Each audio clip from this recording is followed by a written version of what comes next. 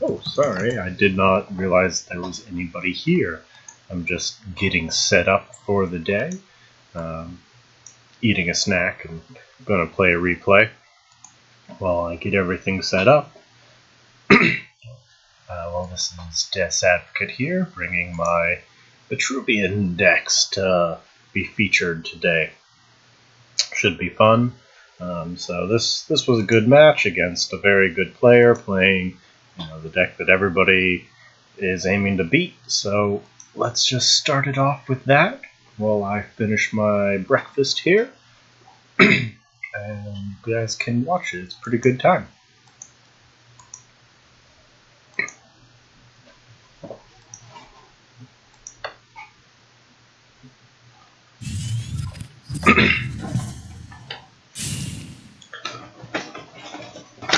I'll add some commentary as I go, but mostly snacking.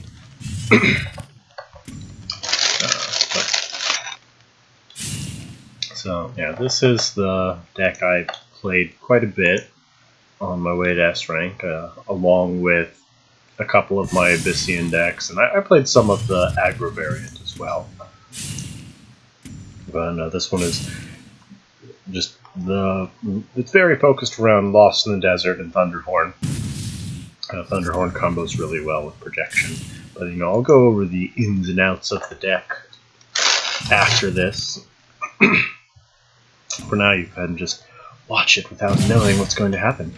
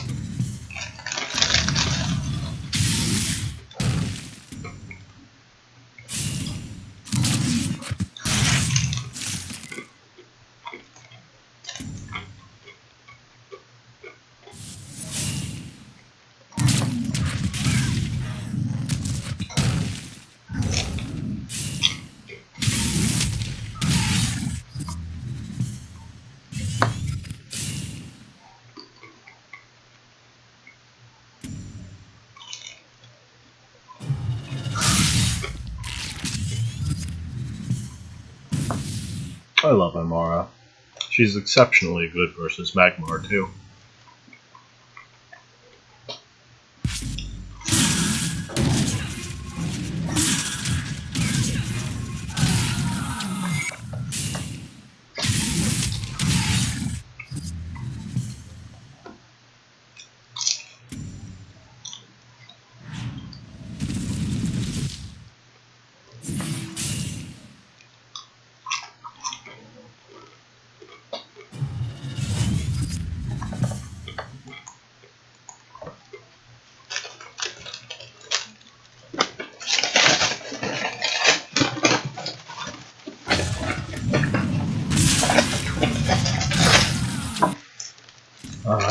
Only I had Lost in the Desert.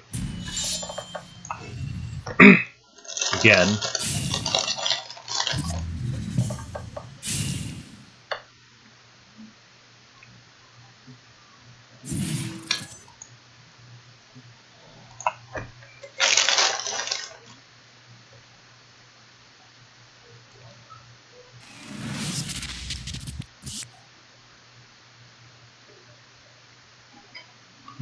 That, it was a solid play, and it's also just shutting down natural selection as well. Of course, he happened to have two of them.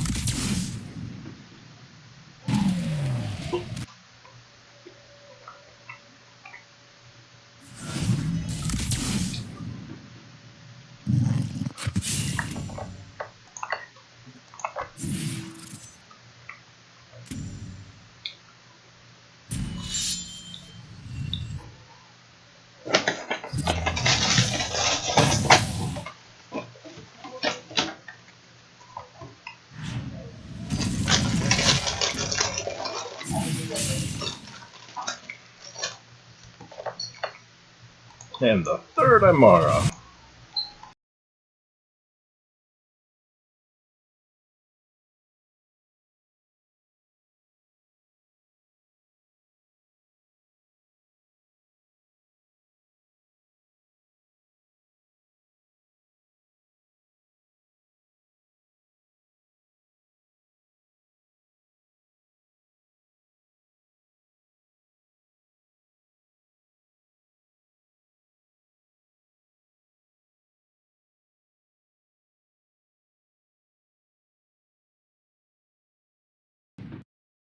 I take it you're here until Emma gets done with work? Yes. Alright. Yeah. I guess finality did happen that game, but it wouldn't have been a really big deal even if it did. He was just not in a position where finality would have helped a lot. You know, it would have dragged the game out a bit longer, but...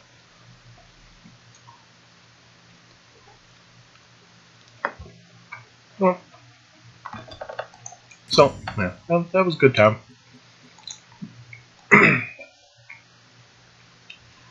Let me go ahead and post in the forums now that I'm actually live here. And we'll get a live game started.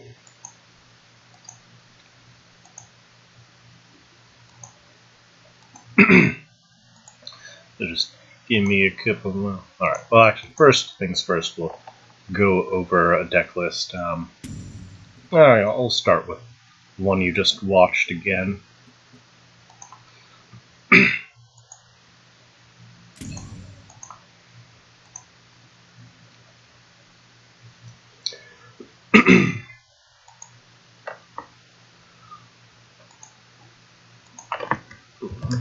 You're live. Alright, so this is my go-to Vetruvian deck. I played it a lot this season. It's changed quite a few times. Like originally I was wanting Astral Phasing to go with Thunderhorn and Deceptibot, but I ended up settling for Projection just because Projection has the potential to really do some extra shenanigans with Thunderhorn because of how he... I wouldn't call most of my stuff memes, but I tend to build off meta, but I still regularly hit top 10 with my off meta decks. And you know, everything that's meta has to start somewhere. Anyway, so that aside, right? Because of Blast and Thunderhorn interacts in a pretty neat way. If you are able to hit multiple things in a row with Thunderhorn, he will proc his effect multiple times. So if you hit the General and one other minion with Blast, he will do the blast damage, then he will chain twice for a total of 12 damage, just for hitting the General and one other minion with Blast.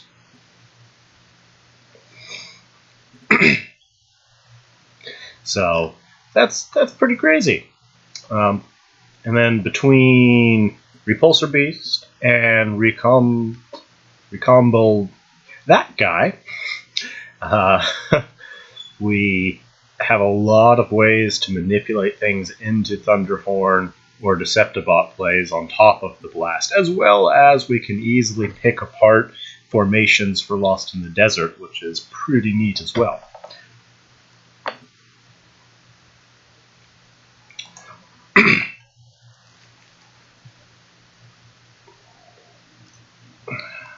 Somebody's asking on the forums about my thread. Do I have a link I can pin on the thread? I'm pretty sure I do have that.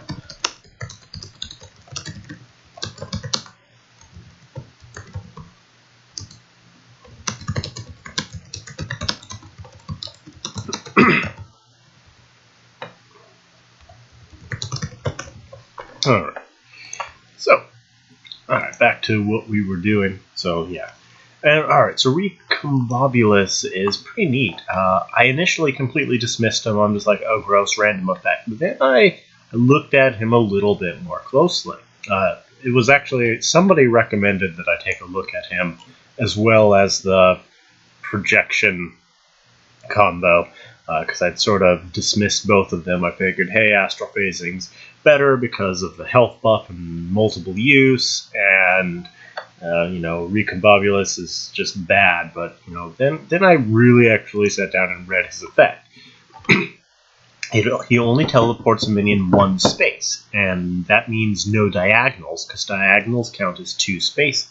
So that immediately cuts down on the RNG a whole lot. So, and then when you take into account that you can easily body block other teleport spots with, him, your general, and usually an opposing unit, you can pretty reliably control where Recombobulus will move a minion. And, to top it all off, it's any minion. So you can use it to mess up a formation, or you can use it to gap close with Thunderhorn or Bot. So he's also a 2/3/2 drop. He's really incredible for this deck. Like, he won't fit in most decks, but he is really good here. And then, Repulsor Beast is just sort of the obvious version of him. A little bit more expensive, but a lot, infinite range teleport, although at melee range, given you usually use him in melee range too, because you want to manipulate the spawn, but, Repulsor is not better, he is different and has different purposes.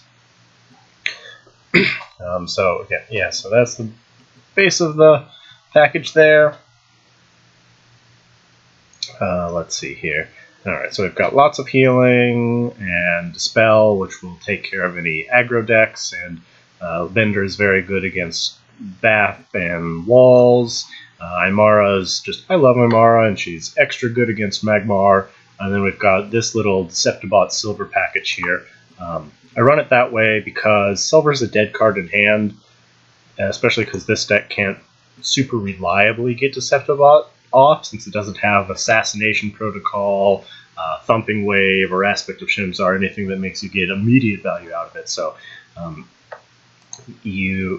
people will usually get a chance to remove the Deceptibot, so you don't get his effect off nearly as often, but they're going to have a tough time dealing with both of them, and having the 2-1 split means you can get the combo off pretty reliably without wasting a whole bunch of slots to make it work. And there's no way your opponent knows that you're only running 1 silver.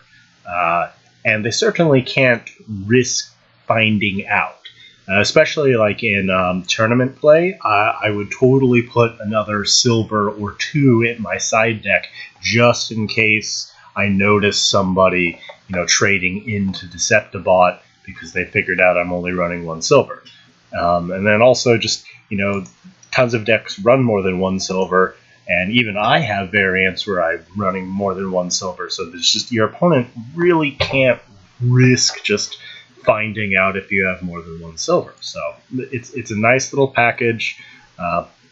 Since you're probably not going to get the effect off more than once anyways, it's a good deal there.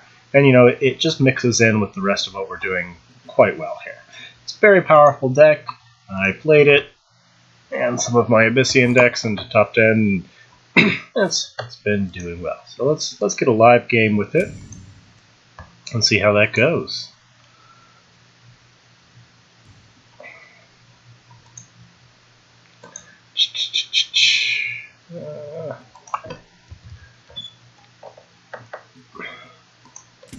Should be a good time. It's definitely a bit of a tough deck to play because it is just super position oriented and requires a lot of planning, but it's a lot of fun and it's very rewarding when you get good with it.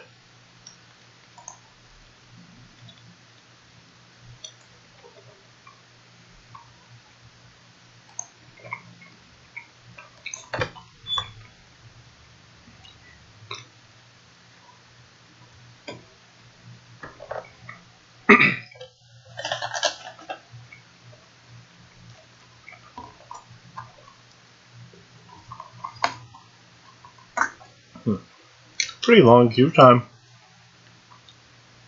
I was getting really spoiled when the expansion came out, getting those instant queues, but I suppose a bunch of people are butthurt about Magmar,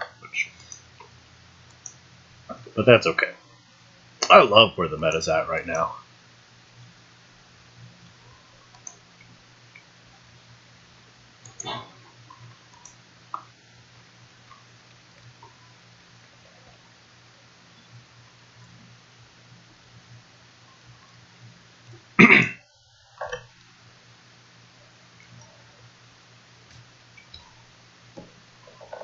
Vetruvian versus Vetruvian. So,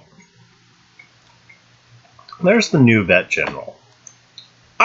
He's really cool. He's got a bunch of cards that work specifically with him. You know, I've got a few experiments with him. And you could certainly run him in most of the decks that the other generals fit in. But he's really awkward. I still think he could use a bit more support. I haven't been overly impressed, but given I haven't played him a whole lot yet. Anyway, so let's get to it here. So we're going to want Mystic for our opening play, and it's probably a bit early for Repulsor. Yeah, I think, yeah, alright, so that's the plan. Let's go ahead and toss these back, because we want this package here. And we'll see what we get after that. Repulsor lost his, 7-mana combo. But of course, it does work as a follow-up to Deceptibot, so... okay, I don't need the Lightbender, or certainly not this early. Alright, so... looks like I will opening play into Globe, play one of these two depending on what his board looks like, and that will force him into a Lost in the Desert play and or a follow-up Repulsor Beast.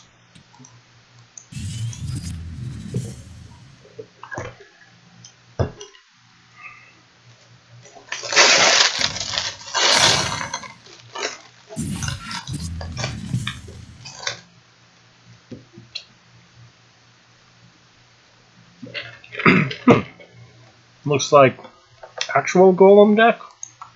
Interesting. You don't usually see the basic Golems in that very much. Well, I'm pretty happy with this hand right now. I think I'm going to go for the Deceptibot early on here. Let's see here. I'll just play it in his face here. Make those globes tough to get. And yeah, no, pretty happy with the rest of this. Amara's never bad, but she's not as good in this matchup. Especially because Blood of Air and that kind of stuff.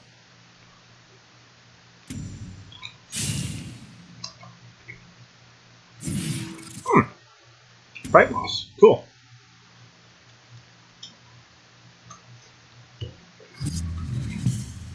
Like, really full-on golems. That's pretty neat.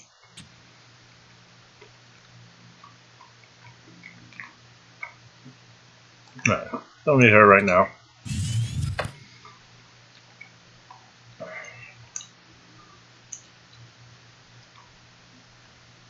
This looks like I'm going to get my silver here. And I think I'm just going to pop that over there with Repulsor just so it's out of my way here.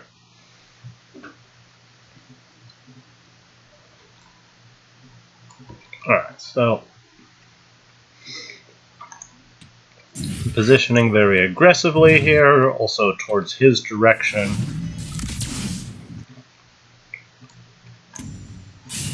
Let's see where the silver spawns first of all. Good spawn there. And now I can trade in nicely. That's a pretty massive tempo swing already. He's going to be pretty hard pressed to recover from this point.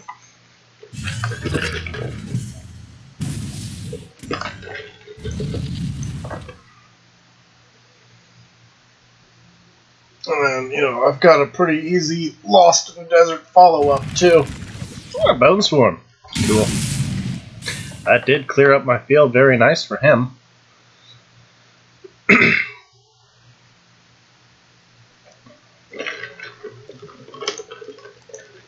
Well, hard pressed, but that was a good recovery. I like Bone Swarm. It's got a nice combo with Lost in the Desert, but it's really more of an aggro card. Interesting. He is playing around Lost in the Desert there a bit. But you gotta. It's so strong.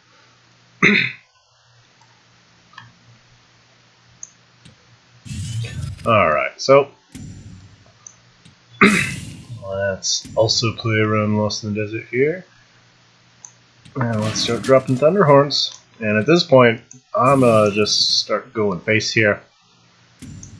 And so I've got blast potential on either of these, which can clean up nicely. I could very easily, do a blast Thunderhorn to wipe out his line, and then follow that up with the desert. But we'll see what happens here.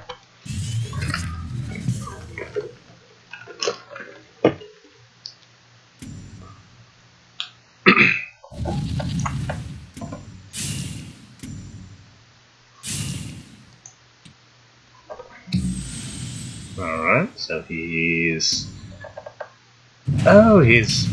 very nicely played on his part there. Good cleanup for him.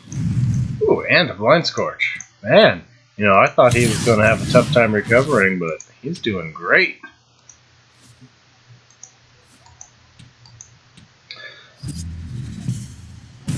Well, well done on his part.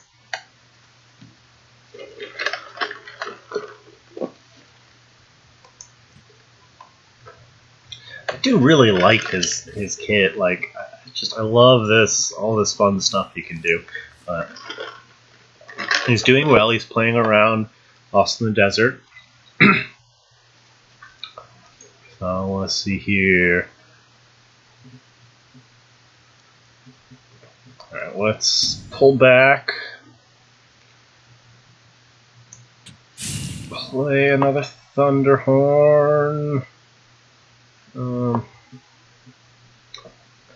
going to play it down here so that he can't walk up and trade with his Bright Moss. And I'm going to go ahead and retreat with this silver.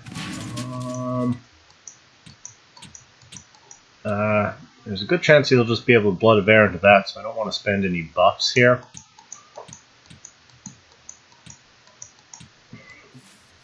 So I'll just use my BBS, see if I can cover that hole, and see where we go from there.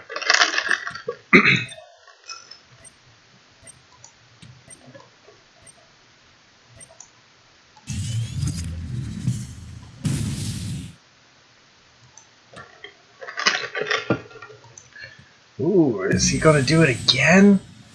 Oh, it'd be pretty cool if he did. Oh! Wait a second. That's 6 mana. How did he do that?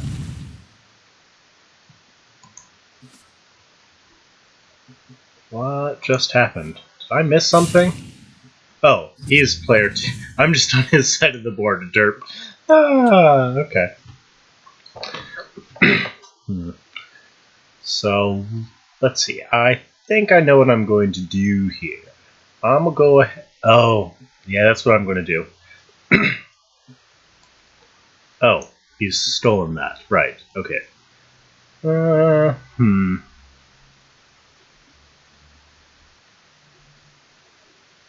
I can clean that up. I can't actually get...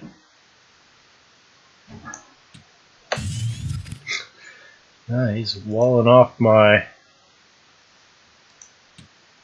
Dang, I was super excited to do the blast multi-chain combo there. Well, what I can do... Let's see what we draw first. Ooh, Repulsor, never bad.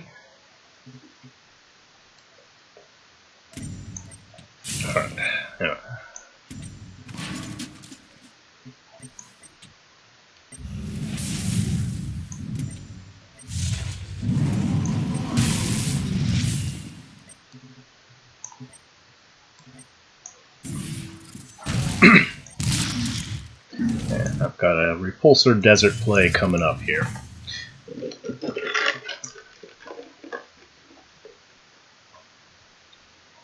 Probably could have put that here.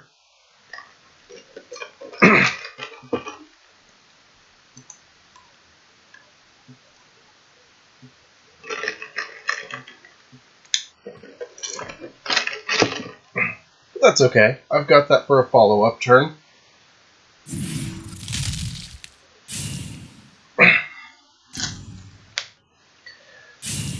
And you may just play into it for me.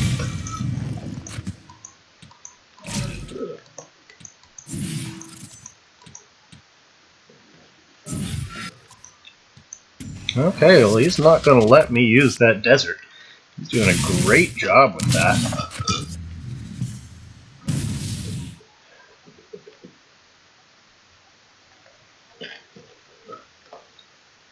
Well, I'm going to have to replace one of these. I'm not going to get use out of it. Alright, well, I know this is happening.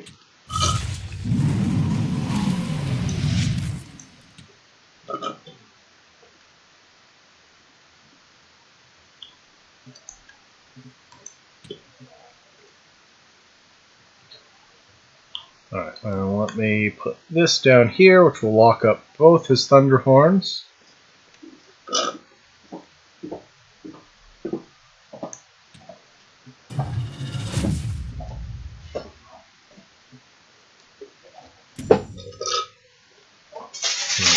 may play that just for the healing.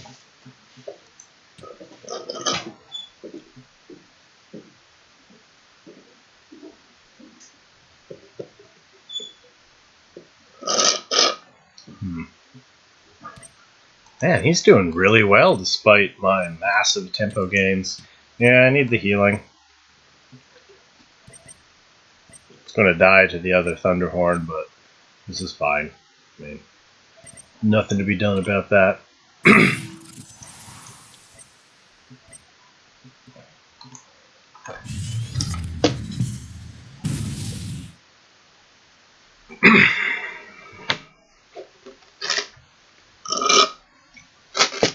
Ooh, there's the blood of air.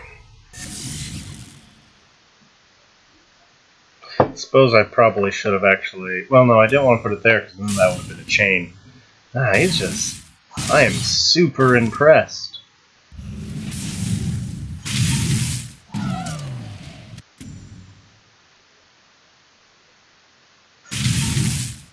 I'm dead?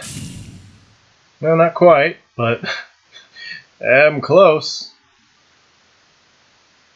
Ah, he's done a great job playing around desert the entire time. That Bone Swarm wiped out my massive tempo gain. I mean, I can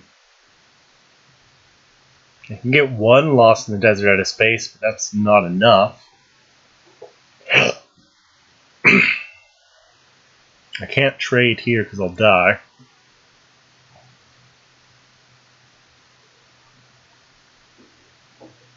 I'm going to have to replace one of these.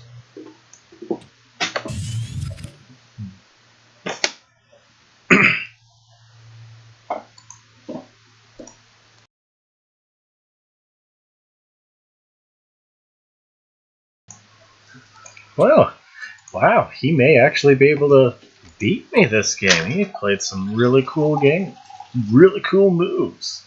Alright, so I can...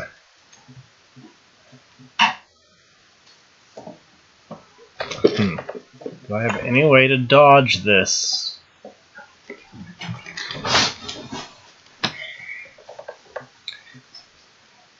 I'm 3 damage short of lethal. Oh boy. And the timer.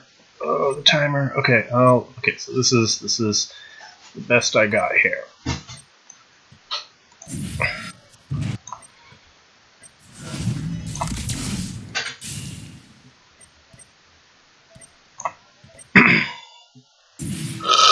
Can't risk using my BBS or I will die to that Thunderhorn. Oh crap, that's a Blast Thunderhorn, isn't it? Derp. Well... oh, I forgot about that. Oh, Oh, geez. I forgot that had blast. Okay, so it couldn't chase me down. I just needed to hug my back against the wall. Well, I get distracted and roped. I forgot he was blasting with that. Well, could have played around that a bit better, but it looks like he's playing, just very similar setup to what I'm doing, but instead of, the utility picks that I've got, he's got, the cards that go along with Sifrin.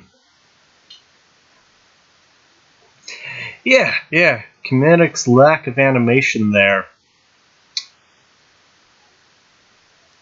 Yeah, I just didn't notice it. You're right. The lack of animation is actually a neat trick.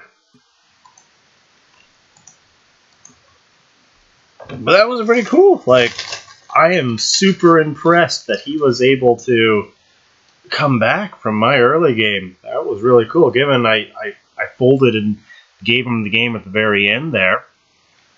But I wasn't in such a great position either way. I mean, there's a good chance it could have recovered. But I did really well. Maybe I've definitely underestimated the new vet general.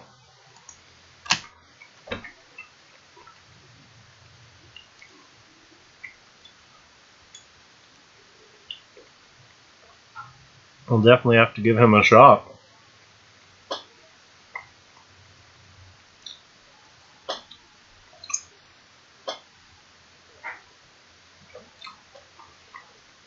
It's true.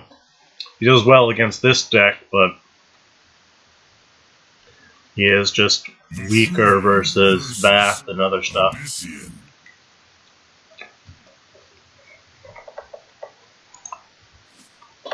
Oops, I meant to switch to one of the other decks, but I don't like ending a deck streak on a loss, so that's fine.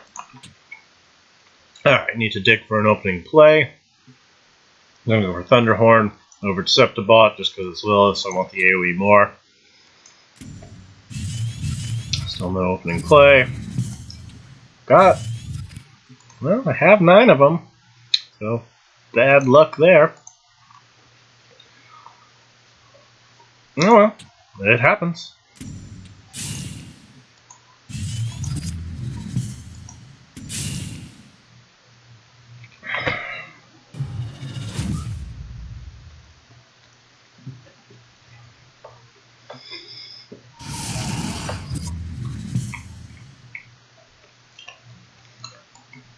Come on, give me a turn. Wow.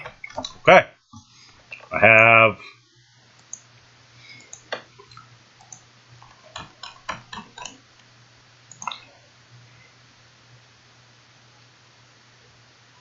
I have 15 turn 2 plays.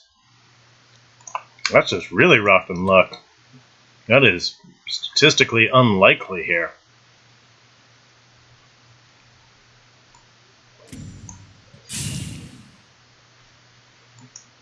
Like 15 potential cards for turn 2 there. Wow.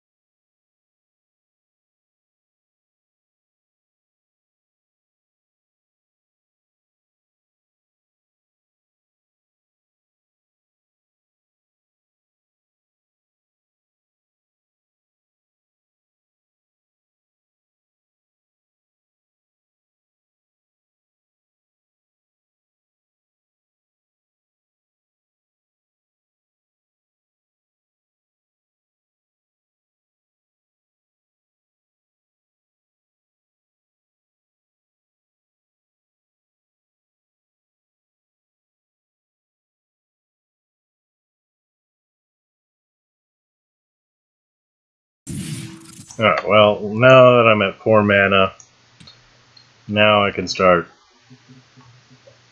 recovering here. playing him aggressively, but out of his Thunderhorn's reach. Now, yeah, Cipheron with the spike of Thunderhorn and Deceptibot, mainly because Magmar says you better play these or we're going to give you a tough time. Ooh, Chakram. Very cool. I love that card. So cool. So good.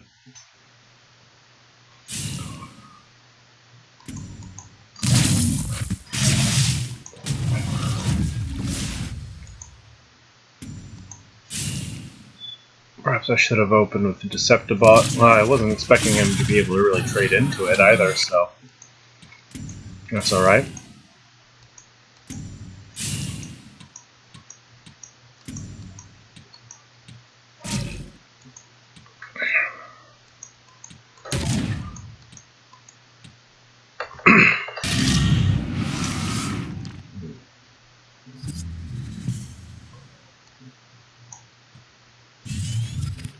Bleh. Well, he doesn't know that's there.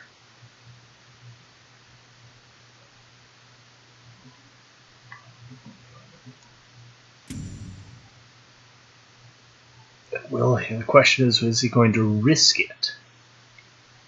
Definitely suck if he just traded into it. Well, okay, putting it there means he can't really unless he finds something else here.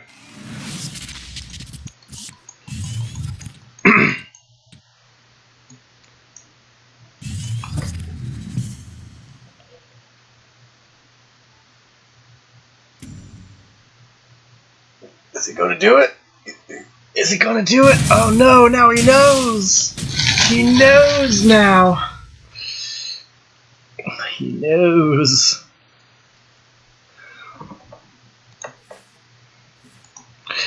I didn't expect him to risk it.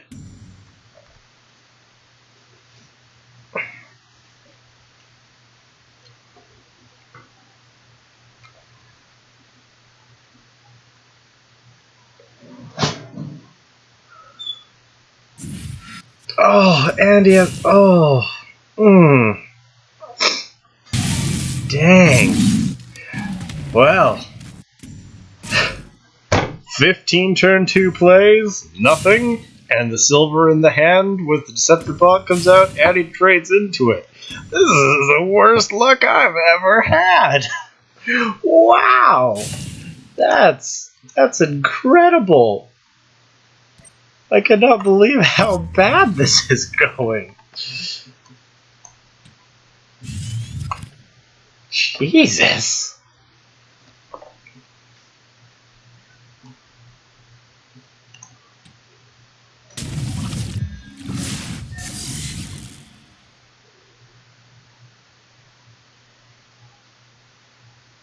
I think I'm just going to use my projection here just to clear some of this off.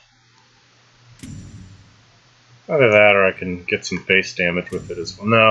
No, that needs to die.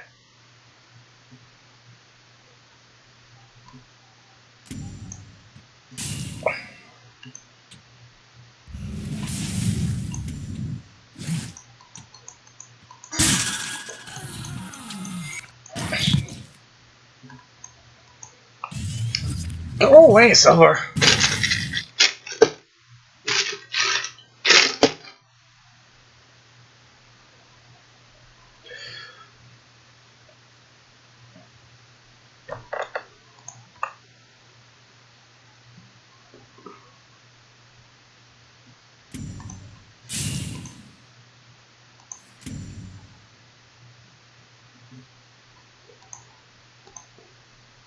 They'll finally let me play Lost in the Day. Unlikely, though, because without Bone Swarm, Lilith's pretty solid at avoiding Lost.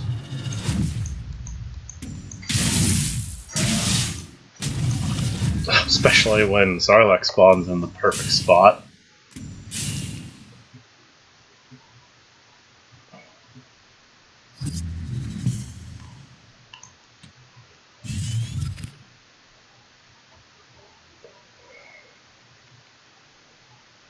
Well, I guess Amara just 'cause.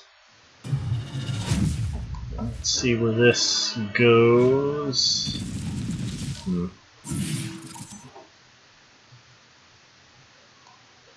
Guess I just have to back off here.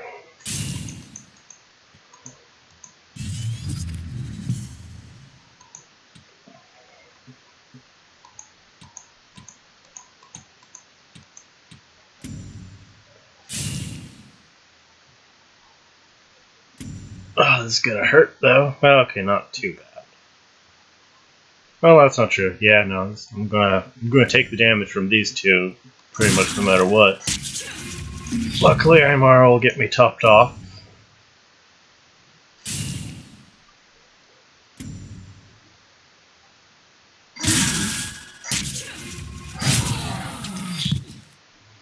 I haven't tried Sarlaccs in a Chakram deck yet, but I might have to. They're super cool. They're they're good against Magmar and they're good against Lost. Jesus! Those perfect Sarlacc spots. Man, this game is just an incredible amount of bad luck.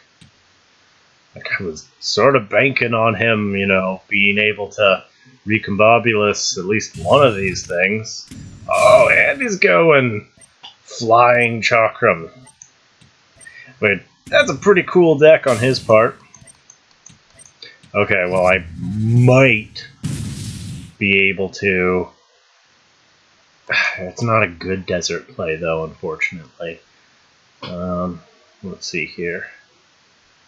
4, 5, 6, 7, 8. So I've got 2 mana available. Gonna have to pop this away, hopefully. Okay, well... I guess I can dispel one of the Sarlaccs. Hey, Dultrack, you've missed the worst game ever. So I have 15 turn 2 plays. I didn't get a turn 1 or a turn 2. He's had Sarlacc spawn right next to him every single time. I drew my silver right after, at the end of the turn. I played my Deceptibot, and then he chose to trade into it and found out I didn't have a silver in the deck at the time. It's been some insanity here. All right, so Lost in the Desert's just not going to do much, unfortunately. Like, I could get 6 damage at his face, but well, I think my best play is just going to be right here. Just start breaking that Chakram.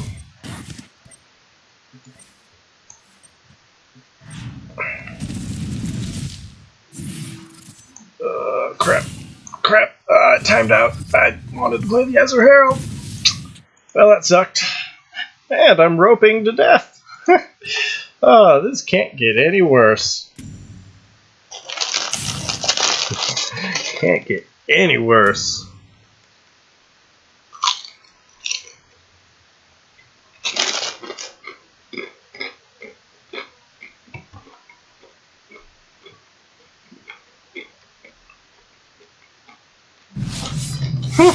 Second one.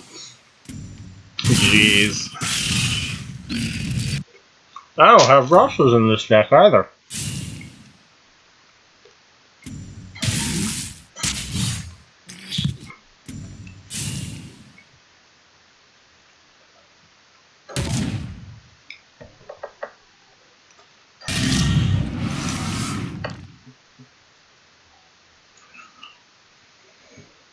Yeah, it just doesn't look like Lost is going to be practical. I mean, maybe it will be, but he's very carefully playing around it.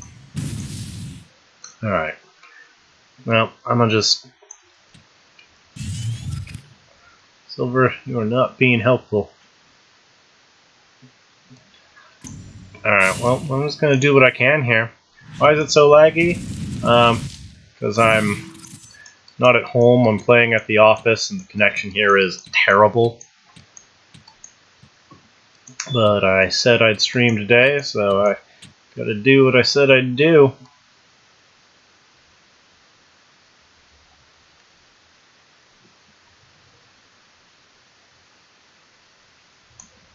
Doing my best to play around Frenzy here. I can stop those Sarlacc spawns. I don't have another spot to play safe from Frenzy, so I've already played into it. Alright, well I may as well play the rest of the way into it then. Hard to avoid.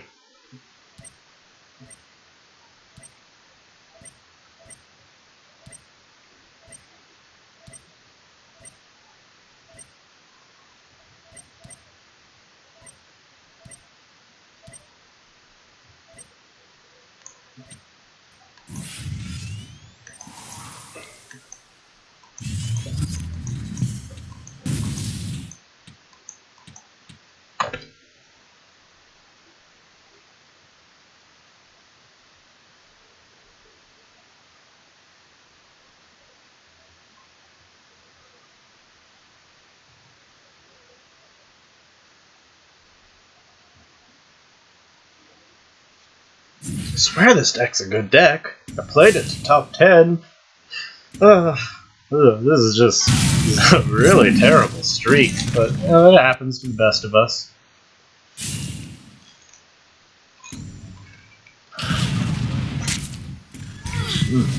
And that tiger.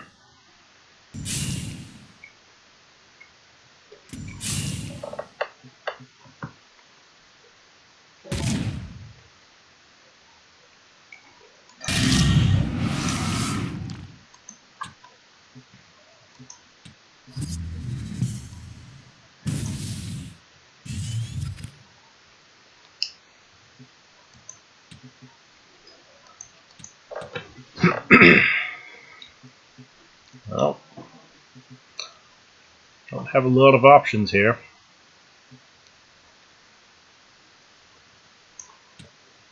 Just do what I have to do.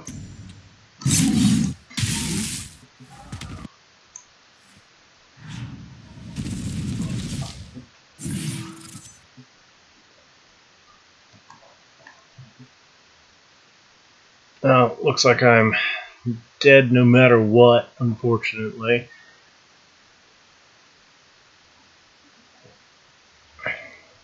I mean, I guess I can...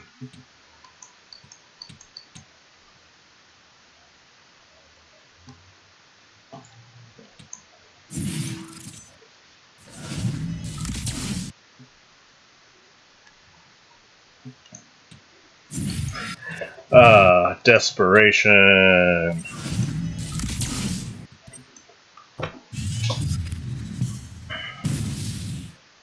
Didn't matter. I'm still dead. Well, what happens? Let me get another game in with this deck before I move on to the next one, because, oh, that was a bad example. A real bad example.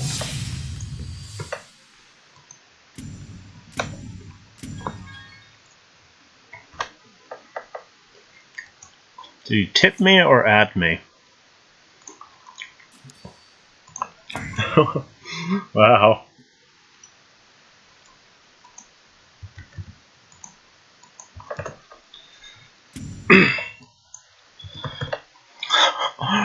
Oh, whoa.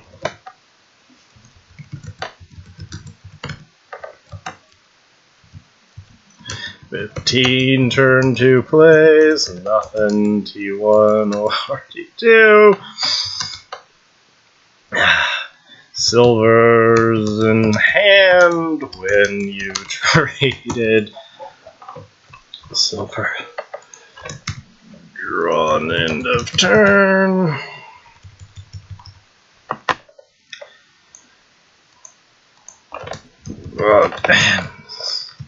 Black spawned next to general every time, preventing any sand plays. Insanity! GG though. I love Chakram decks.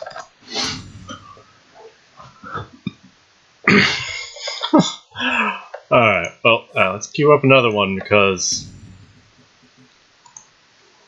that was bad. Woo!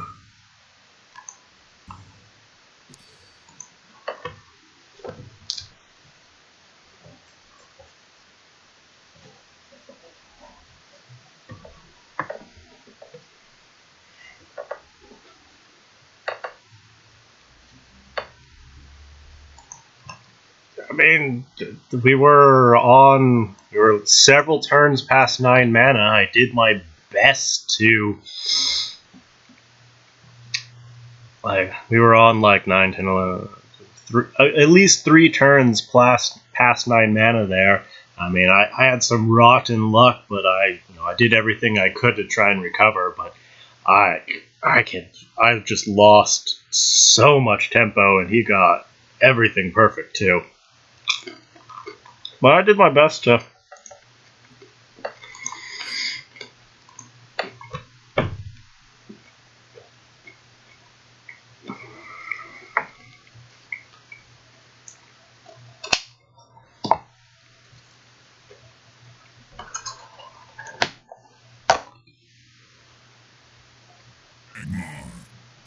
Alright, well, I like. Hey, it's tactical. Cool. He was playing some of my decks on stream, I think. Well, he said he was going to.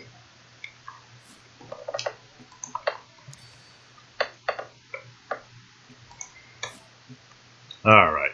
Amara's very good versus Magmar, especially.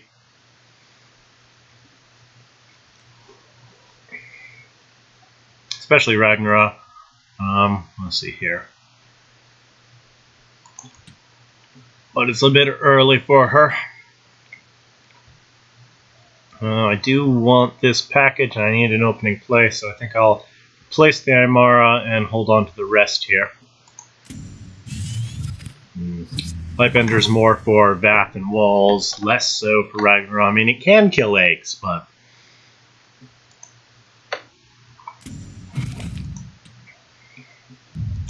not very well. Alright, so bye Bender. Alright. So let's Globe Contest. Bump this up. Playing it right there means he cannot move and attack. I mean, I buffed it out of the range anyways, but that position there means if he tried to move the Slithar there, he would then body block his general or vice versa. So even if I didn't have the buff for it, I could have kept it alive while contesting globes.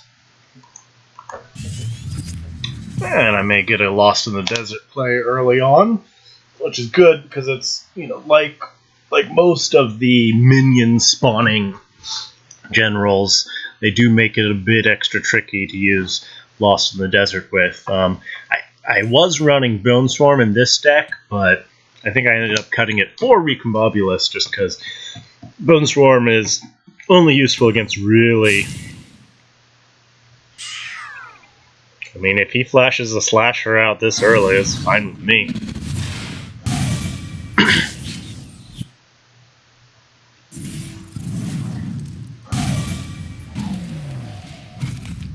Okay, and he's very successfully played around Lost. Probably. I mean, I don't have the mana to relocate anything. Certainly don't need a second one of those right now. I want to go for the Thunderhorn or the Deceptibot. Let's start with the Deceptibot, because Thunderhorn's better once he starts putting out eggs.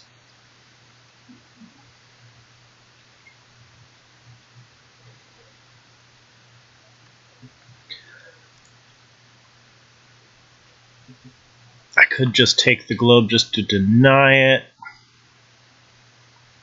But I may also want to back off here. Tough spot. No, well, no, he's going to take both globes no matter what. But, you know what? Alright, so I'm going to do it this way. This way, if he wants both globes, he has to spread his formation out. Which will give me the potential to get a Lost in the Desert play. Now, I swear, if I draw silver at the end of turn again. Alright, good.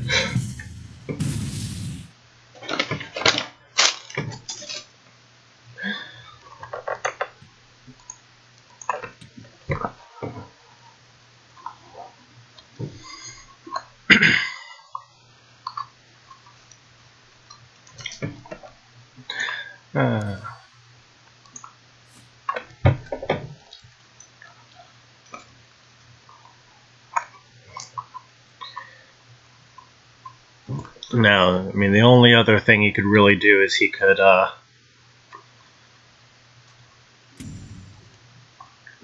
egg morph it, but you know, I'll take that. An egg morph used to remove a Deceptibot is an egg morph not used to do 10 plus damage to my face. So I'm okay with this.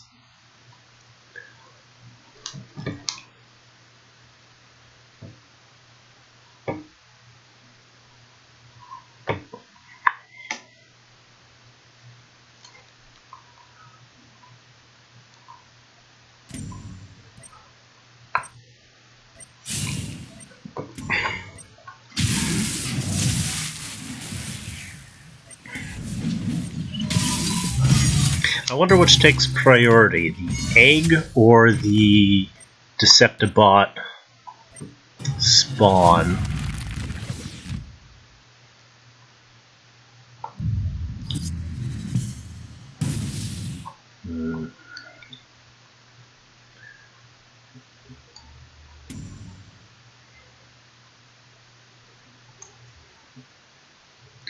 Alright, so I think I'm just going to back off, clear this, get my silver, and play a Thunderhorn. I think, I'm pretty happy with the rest of this, actually. Alright, let's see where silver spawns. First things... Okay, no, I need to move him out of general range.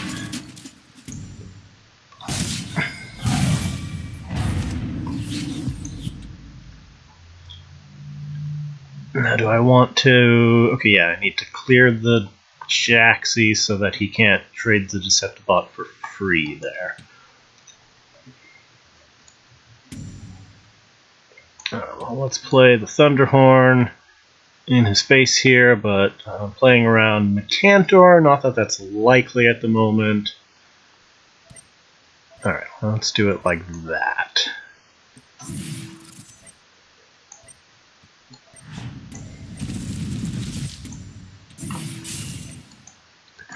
And pretty happy with the rest of this here. Got lots of position manipulation, and for when my health starts getting dangerous.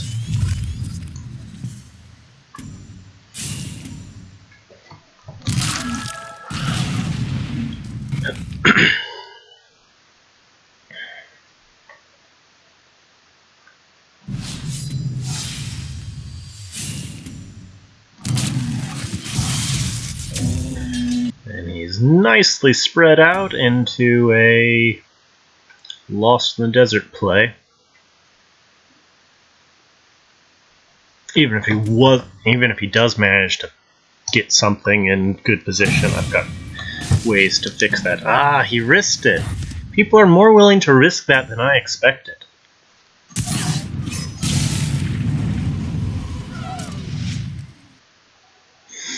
Well, nicely done on his part.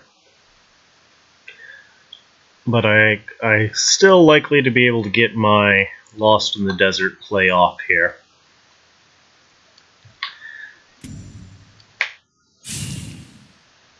And see, right there is the perfect spot for that, because now if I Recombobulus... Well, okay, not perfect, but I can at least put it into my favor. But we'll see what happens here.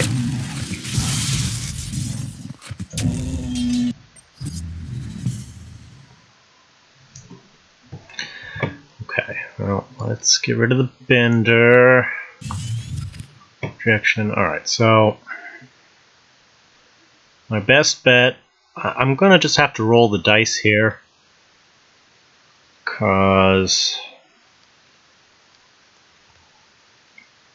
I'm gonna just have to roll the dice, and playing the Recombobulus here means I've got 2 out of 3 chance of getting a good desert play. You know, I don't like having to rely on RNG, but it is in my favor, and it's really the only chance I have at... Well, shit. And I can still Lost. Otherwise... Most unfortunate.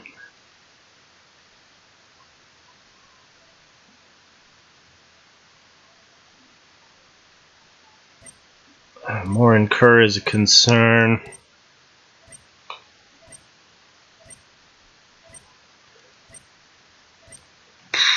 Yeah, no, I need to clean this stuff up.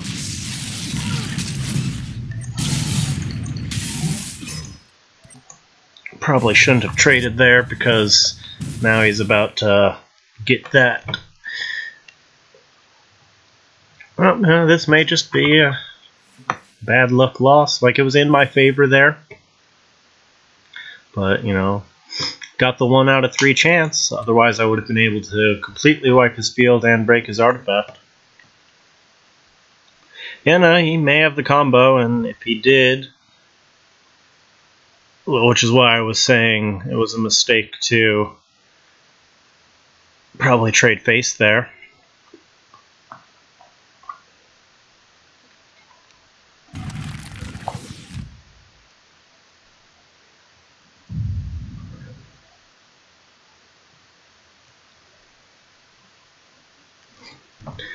Well, he's moving slow, so looks like he probably doesn't have it. Either that or he's just teasing me.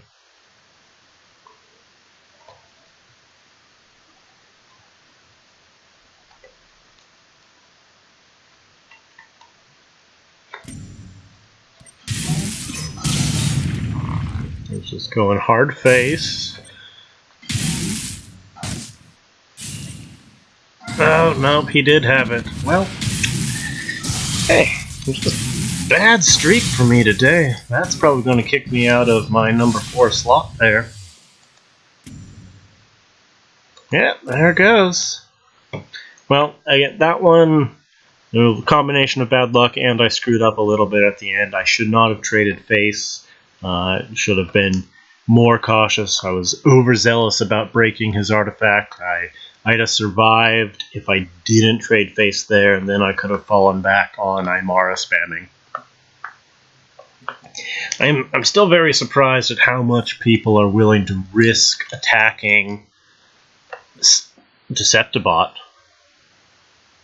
1 damage off lethal is all that matters. Like, I can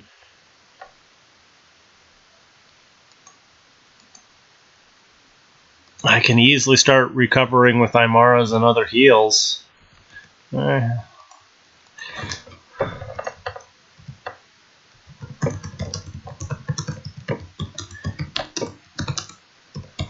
May have to slip a second silver in there, just because people are... It is true. It is true. Half the ladder is watching me play right now. I may have to stick a second silver in there, because that was a really powerful tactic up until I went public with the deck. And now the moment that everybody's seen my thread and everybody knows I'm running 1 silver, it's not working anymore. That was much better kept as a secret. Such is the downside of sharing my stuff. So, we'll see if I can make a room for a second silver.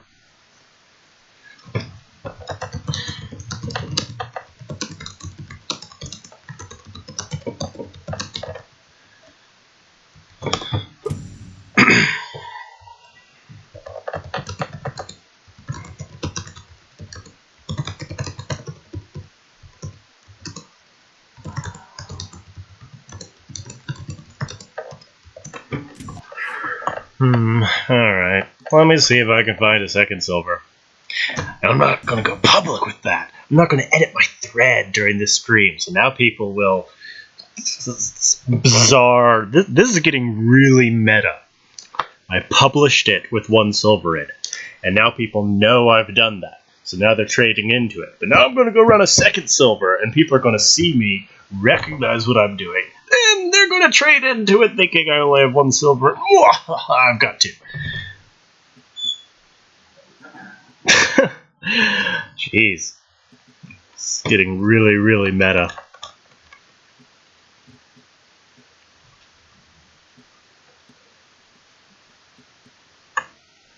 I have to find my deck list, though, in my ridiculous library here. I really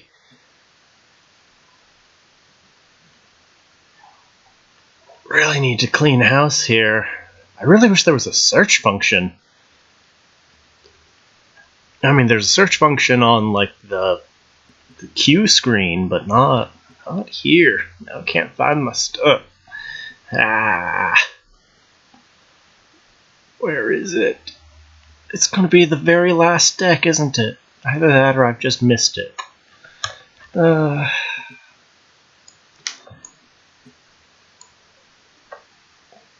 Alright. Where is it? Did it just delete itself? Is that possible?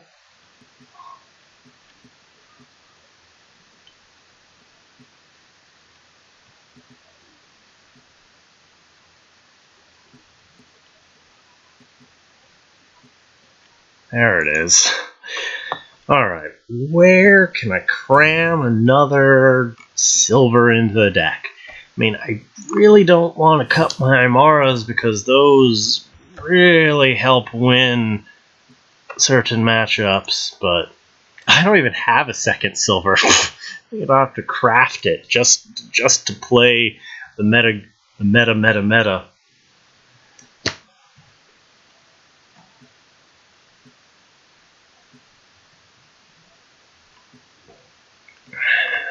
Could probably... Wow, no, there's a lot of tight synergy here. I'd hate to cut a First Wish, because that feels bad. But I really like everything. Alright, well, I guess first things first, I have to craft a new silver. Jeez.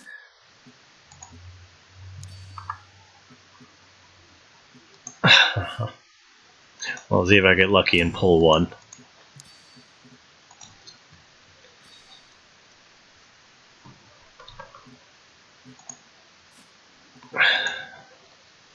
Come on, silver!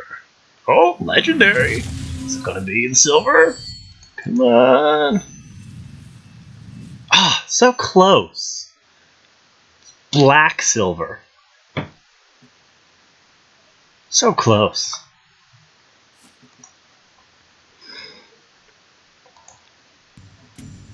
Of course I'm broke. Alright. I don't know. I don't know about Project Q. Like he's got some potential in the Magmar version, but let's see here. Well, I can probably disenchant something in Songhai.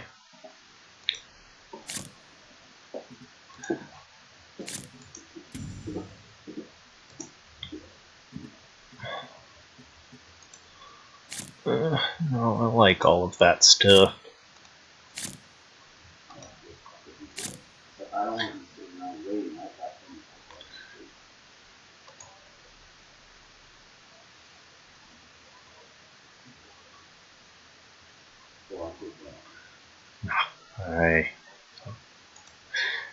angry at... Oh, okay. And my client has crashed. This game really doesn't want me to run a second silver here. I'll restart the client.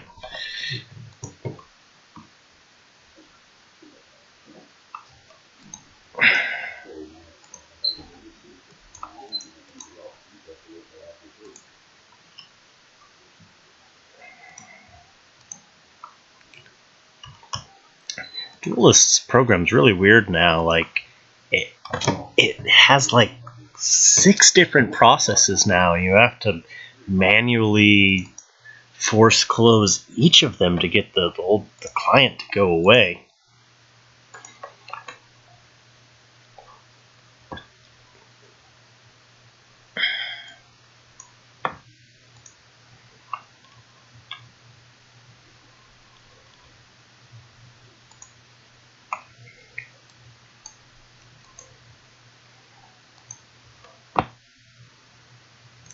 Alright, I'm going to add my second silver, and then I'm going to play another game with the deck.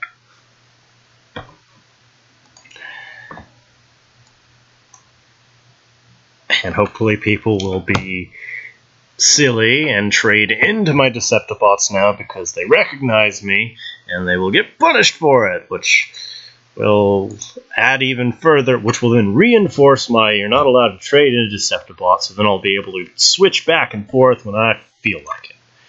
Ideally, it's perfect in a sideboard format where you can just run the one in the main board and then put the others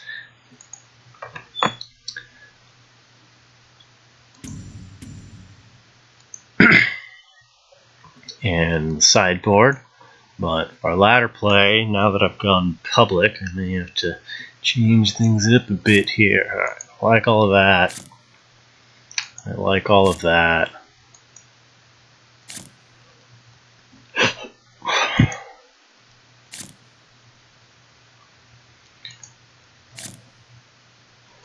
I don't need 3 Death Knells. I'm never going to play with 3 Death Knells. 2 maybe.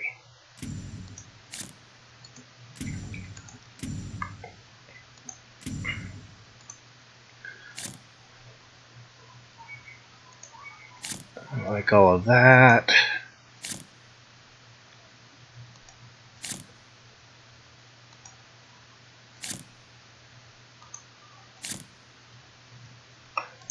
Meltdown. I hate you. You can go away. Keep one of you, I guess. Alright, you can't search for silver because it just doesn't work.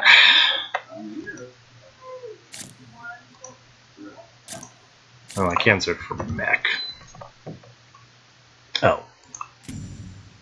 I have to get out of.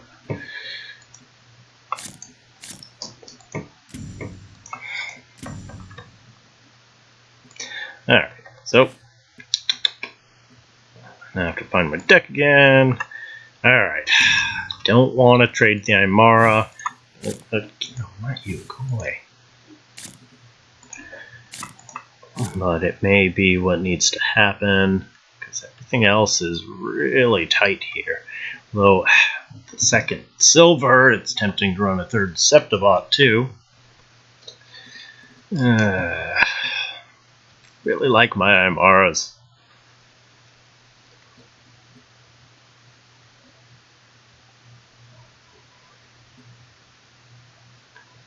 Go down to 2 Bender.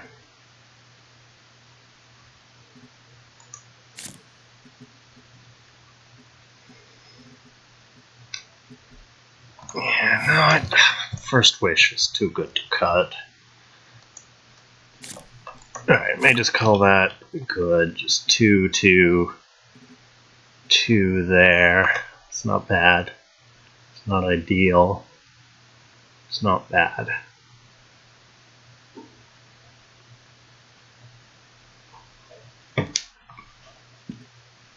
Alright, well, hopefully we can trick some people into falling for that now. I just have to constantly change it up so nobody knows what to expect. Apparently I'm warping the meta here.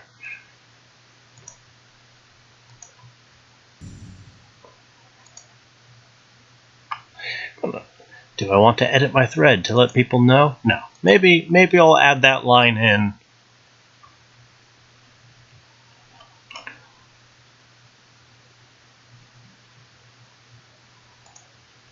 Maybe I'll add that line in after we're done with the stream today.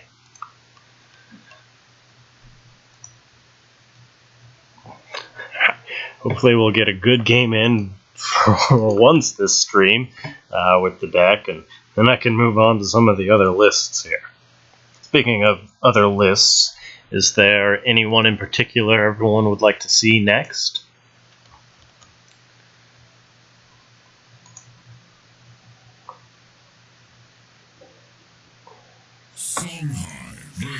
Alright, up against Reva.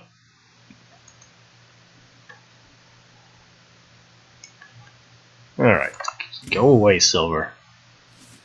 Bit early for Blood of Bear. Alright, so I'll just replace the high end. Alright, we've got an opening play. We've got manipulation. I may replace the repulsor since I have the projection.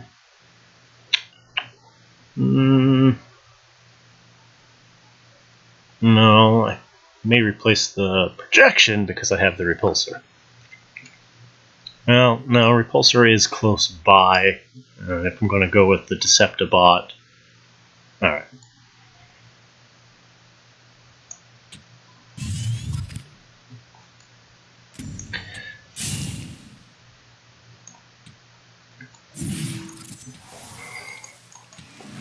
I guess I could have replaced one of them, but don't really want to.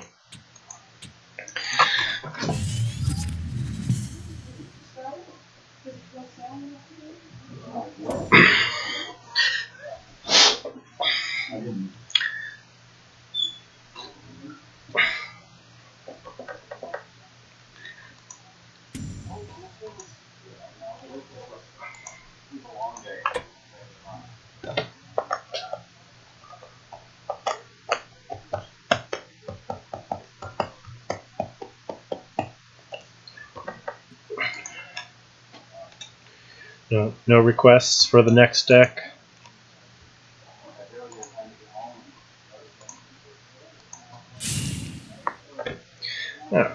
So we may keep the holder. Alright. Fancy.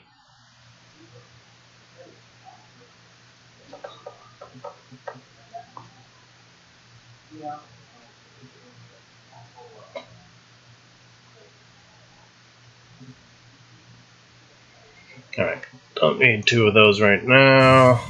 Extra Thunderhorns. Isn't bad.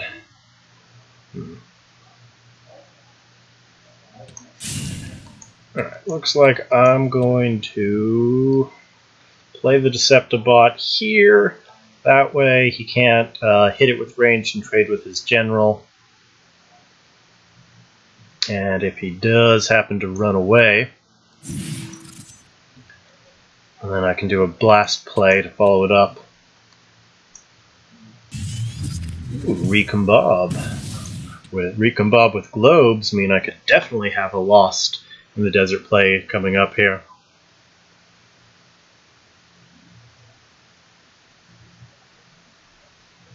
Well, that's the other benefit to running 2 silvers. Can pull 2 out at a time with the projection trick. Maybe I'll stick to the 2 silvers. Just I really like the, in theory, practice of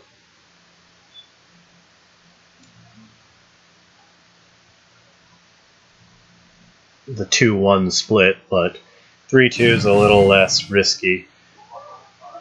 Worked well while it was still a secret. Aw, shame. Well, he's got a free trade on that Deceptibot there.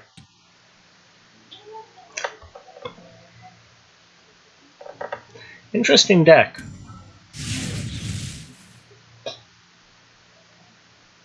I may still yet be able to get a Lost in the Desert play, because I can clear off the puppy and recombobulus the Arcane Heart.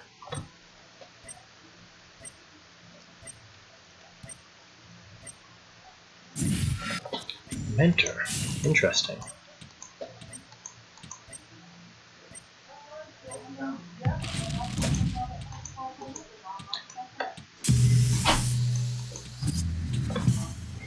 Alright, so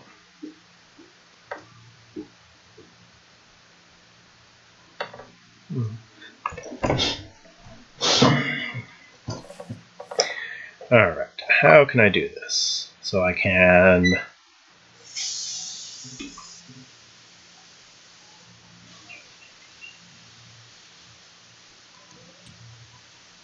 trade with the Heartseeker.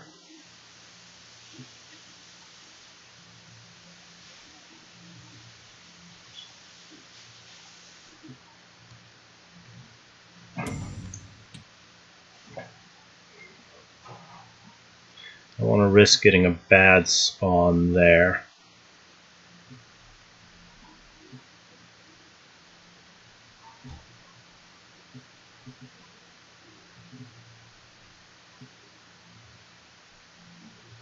Oh, this is tough.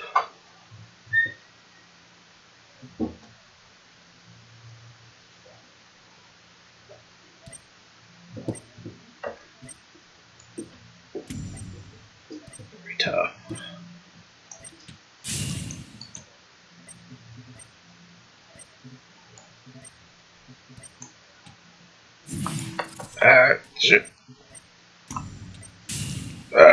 Mistakes.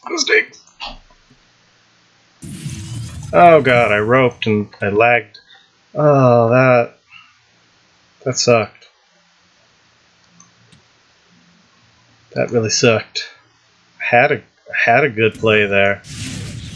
I killed it. I had a real good play there. Oh, that was disheartening.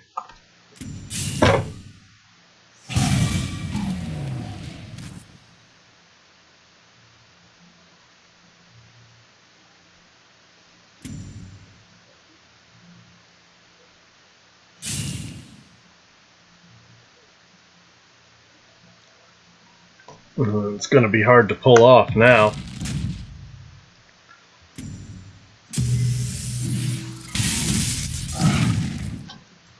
Alright, well, at least I can.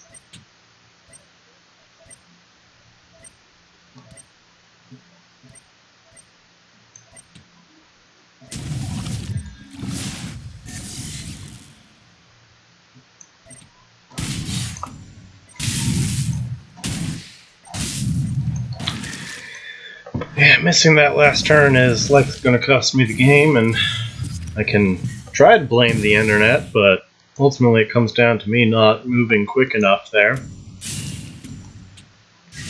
For 8, 9, 10, 11, 12, 13, 14 damage on board, and now he's continuing to play around Lost in the Desert very well.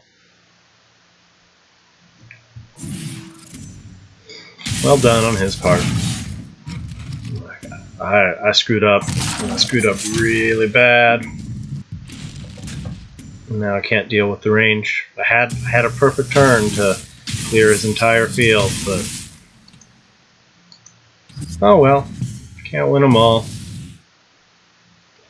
I swear the deck's good. I played it with near perfect win record when I wasn't streaming. But, alright, well, let's see if this is at all recoverable. Alright, so I died a range. I don't answer it now.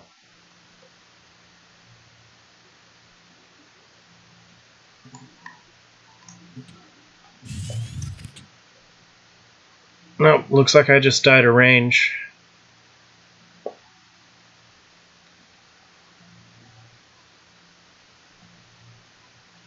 Oh well. Alright, I'm going to take a break from this deck because clearly it's telling me to stop playing it on live stream. I'll come back to it towards the end, but for now let's move on to one of the other lists here, because that was a brutal couple games. Worst luck ever, followed by me moving slow and lag. Alright. Well, let's pop open the aggro list here.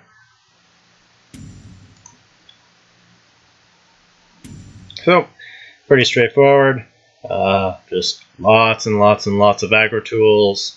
Bone Swarm gives an extra way to play Lost in the Desert. It's still got Repulsor Desert or Repulsor Thunderhorn tricks. No Recombobulus in this deck, although I would be nice to fit it in. But it may go in over a Dunecaster. We'll see. I really like the current package. So Iris Barrier lets you trade face for free. It makes you immune to Flame Blood Warlocks. Of course, we've got the Lost in the Desert package, augmented by a few other tricks here, and just lots of ways to push base damage. I'm considering replacing the Iris Flameblood package in favor of Recombobulus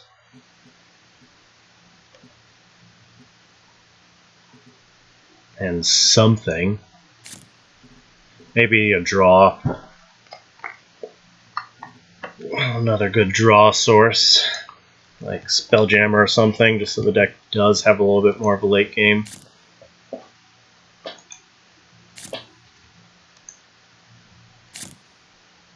Sojourner is also a good choice. Just he's a great second wish, first wish buff target.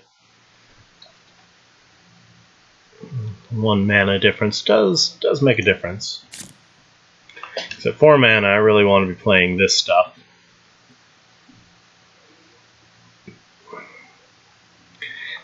It definitely would slow the deck down, though, going for Recombobulus and a draw source, and this deck's all about speed. So we may just make a separate version that skips the Iris package there. This one's already really good at manipulating Lost in the Desert as it is. Just, it's got the extra tool with Bone Storm, and just the super aggression that you put out from it really makes it hard to play around. So I'm going to keep it as it is now. I'll probably try out. I just don't play a lot of aggro in general. It's just not really my style, but I'll probably try out a version without the Iris package in a bit here.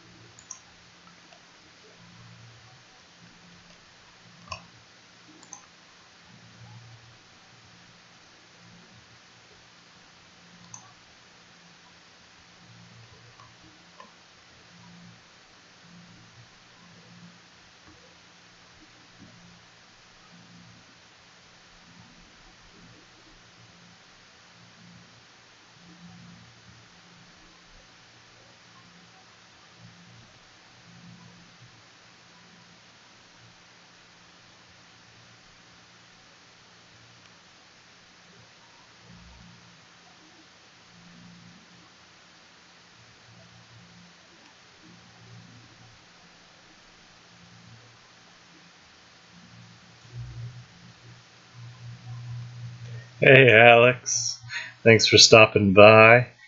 You've missed a real bad time. Worst possible luck, like comically bad. Like it was pretty funny. Let me tell you about this most recent game. So I have 15 turn 2 plays. And 9 turn 1 plays. I got no turn 1. No turn 2. I then proceeded to play Deceptibot, drew silver at the end of turn, and then my opponent traded into the Deceptibot, realized I had silver in hand, was able to punish me even further.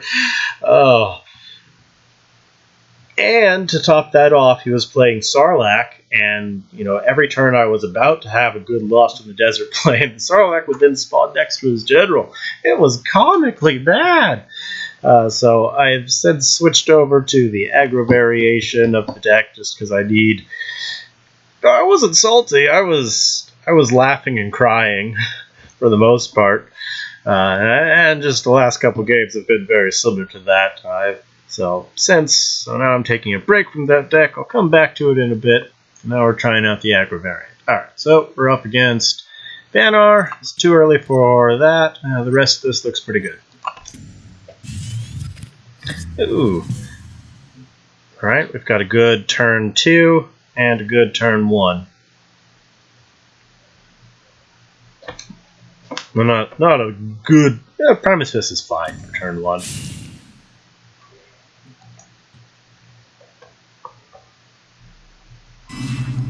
Gravity Wells.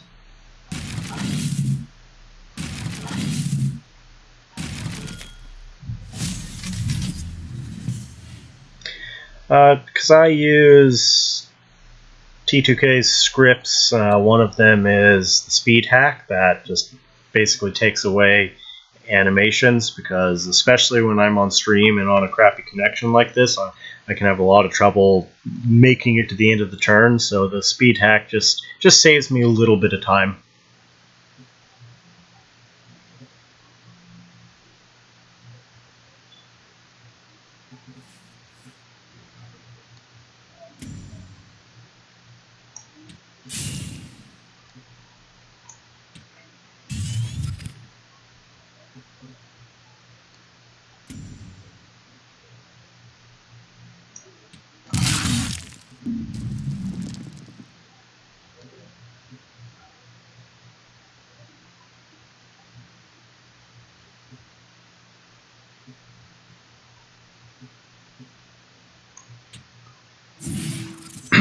I played it down there just because I didn't want him to be trapped by that gravity well. I'm still contesting the globe.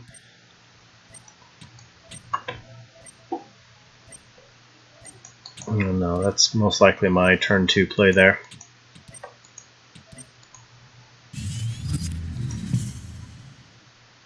For those that are curious, you can find all the scripts that really improve the game client a lot.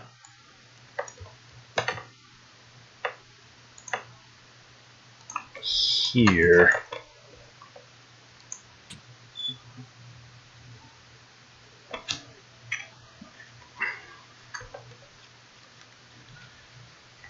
If you're making a Winter's Wake deck, then you should make Gravity Well. And Gravity Well is also just a pretty decent card all around. It's far from an auto-include nowadays, but it's still necessary for Winter's Wakes, like, specifically. Alright, okay, so that's most likely the Spell Sentinel. I wish I'd saved my Bone Swarm, but I didn't. I would have had a pretty good play there, but such is such. So I may just hold off on that for like a 6-mana play there. I think I'm going to go for the Thunderhorn this turn to mess him up a bit. Because that'll clear off, well, pretty much all of that, really.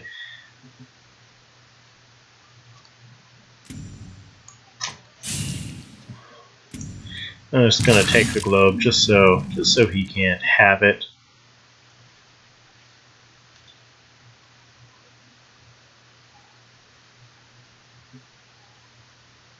Yeah, I just don't want him to have it. Oh, it's Freeblade! Not the Spell Sentinel. Fine by me.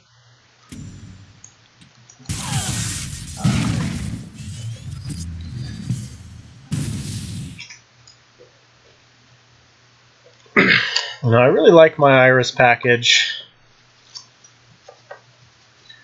but I mean, it's not a bad card. Like 3/5 for 3 and can really screw up your opponent's position. Like, not to mention, it has the added benefit of scaring people out of playing spells. Like, all of the Vanguard Sentinels are really good. Now, I really like my Iris Flameblood package, but I definitely feel the card advantage crunch. So I think I'm going to go try out Recombobulus and Sojourner instead. Maybe, yeah, probably Sojourner.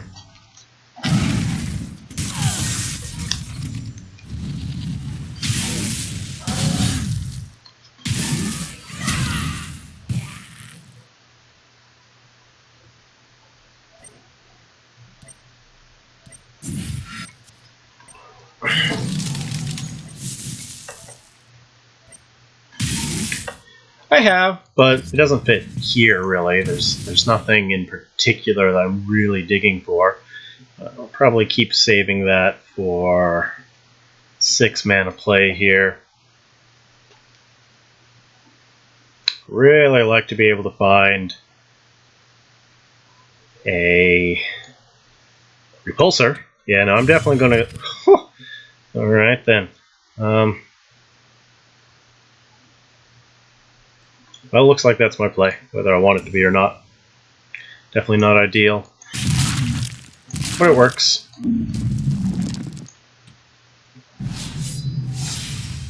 It's going to break it off, which is sad, but it's fine.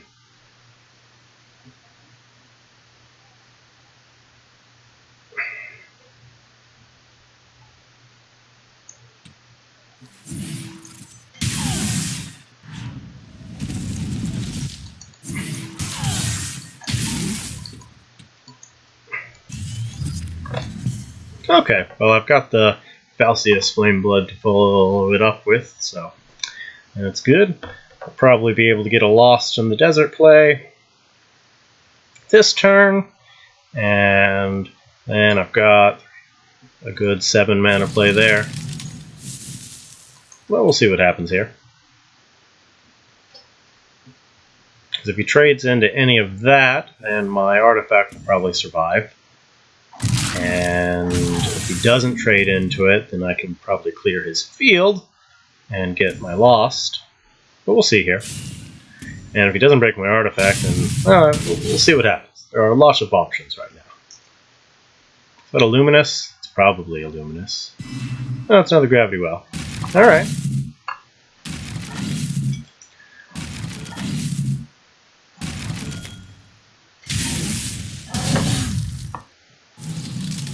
Oh, he had a Warbird in hand from that Mentor. Yeesh.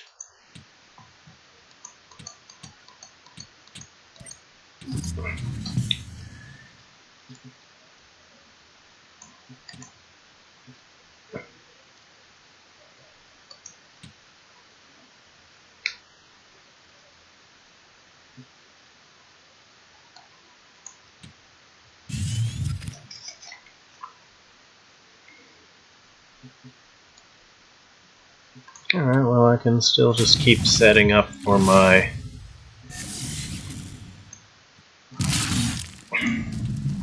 Lost in the Desert play. Just need to live through the turn here. Health is getting dangerously low here.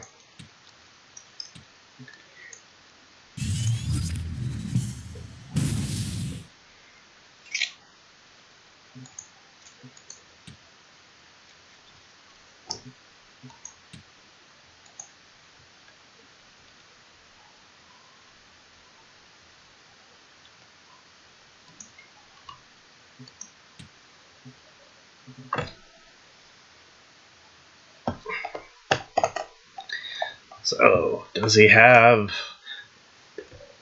another Bloodbound Mentor in hand here?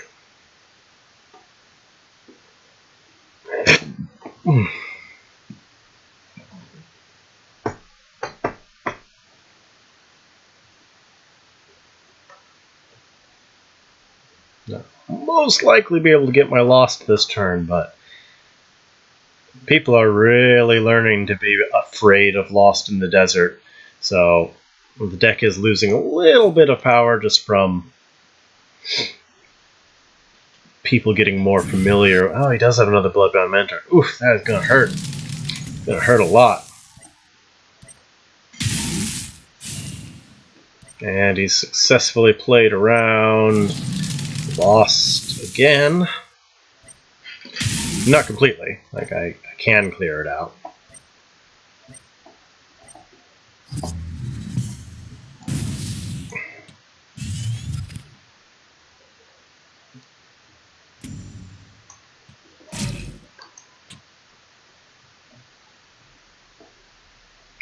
for... Okay, so...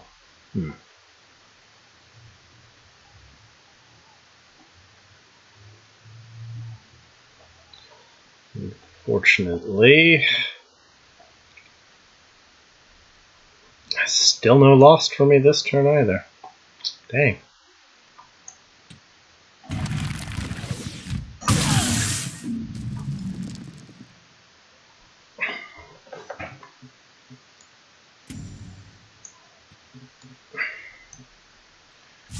I am almost certainly dead on his turn, but you know, maybe I'll get lucky here.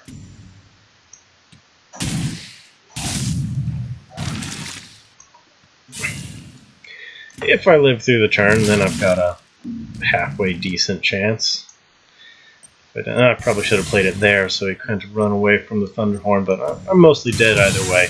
Yeah, I really like my Flame Blood package, but I think it is time, because if I'd had Recombobulus instead of Iris this game, I'd have won. So let's make a change here.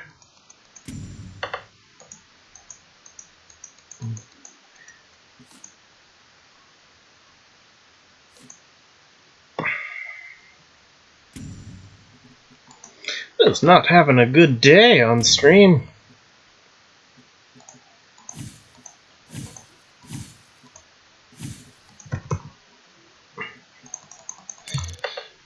Kebab, and what was the other thing I wanted? It was something. Not that I've found, and I've had literally hundreds on there before.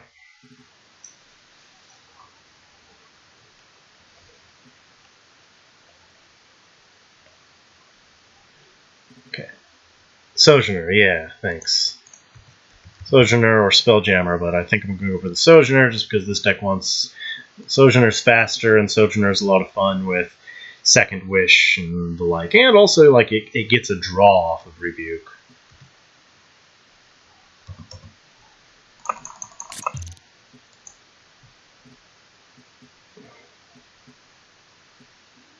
Alright, there we go. Alright, well, let's play another one.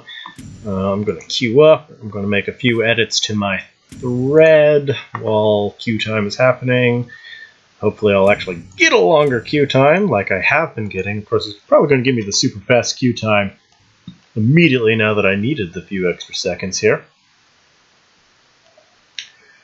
Alright, so on my first list here, I made a small change.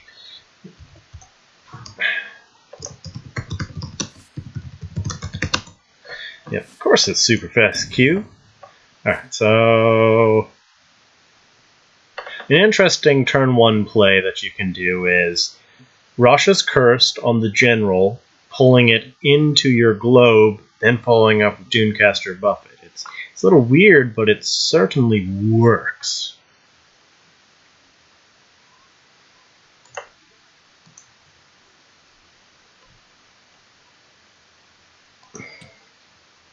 Don't need the Sojourner this early. And if I'm going to go for that play, I don't need this.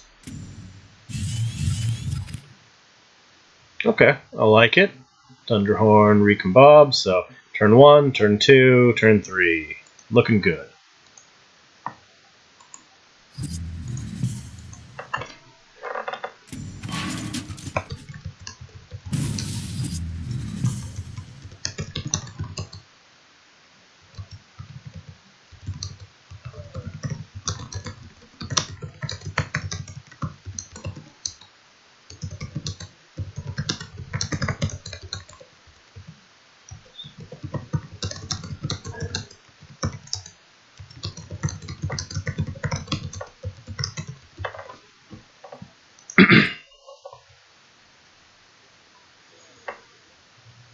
Alright, a bit early for the Blood of Air. Alright, so let's do the play we talked about.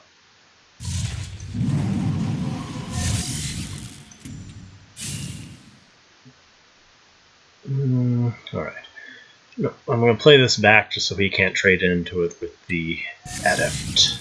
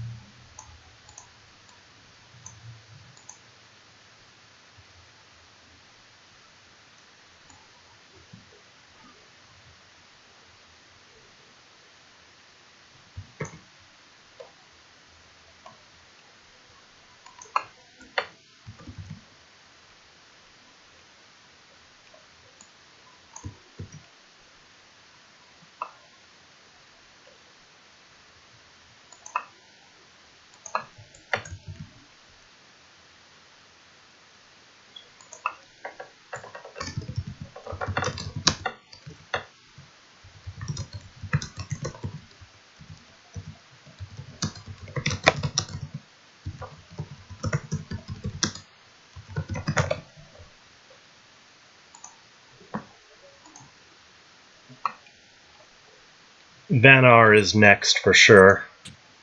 Songhai probably won't get its own stream, and Lionar will likely be last.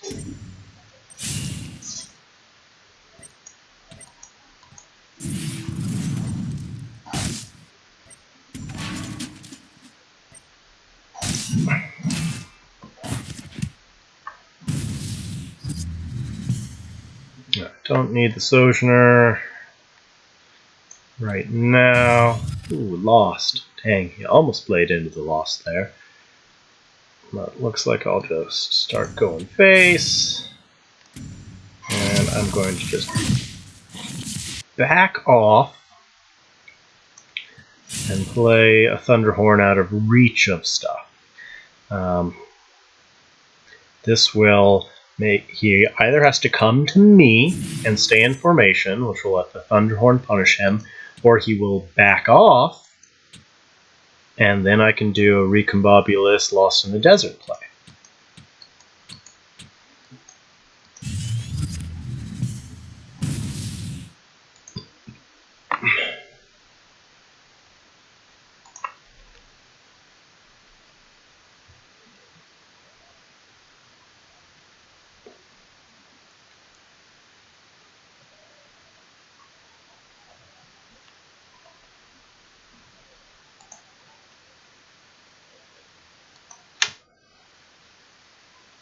And also, I'll probably actually do a whole nother Magmar thread before Lionar too. So it'll be Vanguard next, and then it'll probably be Magmar again. Because I just did a finality thread, not one, exploring all their other archetypes. The one thread was just like finality, and that was it. So I'll put out another Magmar list with all my non-finality stuff and do a stream for that.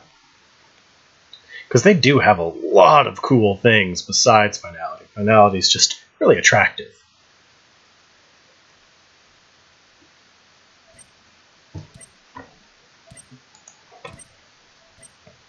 Probably be actually all 3 generals with 3 decks for each instead of my usual 6 format matchup here.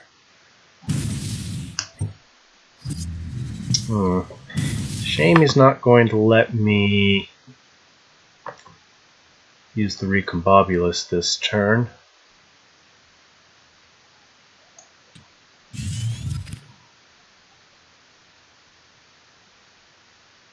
What I can do is I could just Repulsor Beast and trade into that to clear that up. That's not bad. It's not exactly what I wanted to do, but could be worse.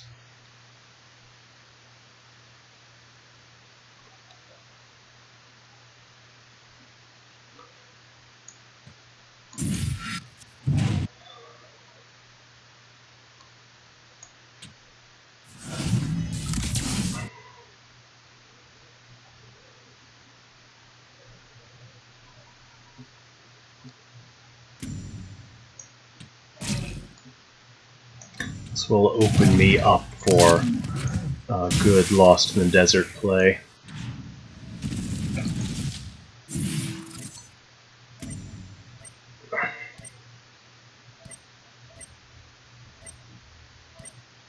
Got to play around Holy Immolation here.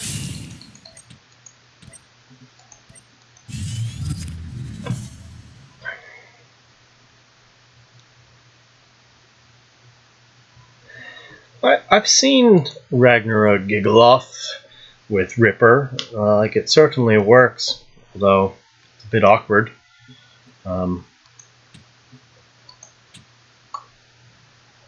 I've tried out a little bit of build stuff with Magmar. I don't know how I feel about it yet, but it's definitely on the list to play with some more.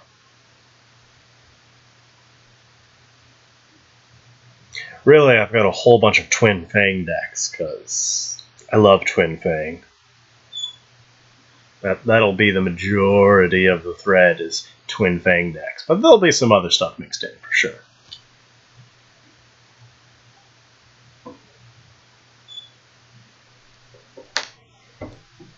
Alright, so played around potential Holy Immolation. I don't think I've seen any spells, so he might be Titan. Although Titan is more frequently mechs. You know, he doesn't have a good Holy Immolation spot, and if he's almost certainly going to play into Lost in the Desert. If he doesn't, I still have ways to force him to play into it. Trading Face, I like that. Let's see here.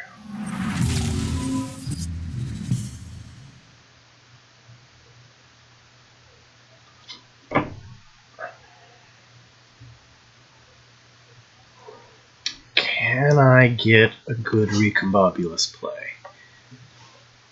I can move to right here and play the Recombobulus here, which will at least separate the Iron Cliff. And if I'm...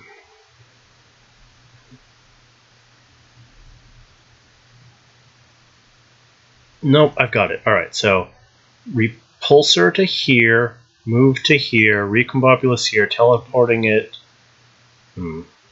That still won't let me trade there like I want to.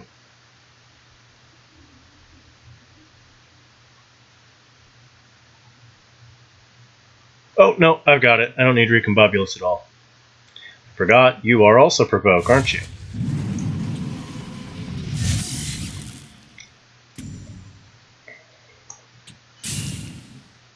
Alright, trade here.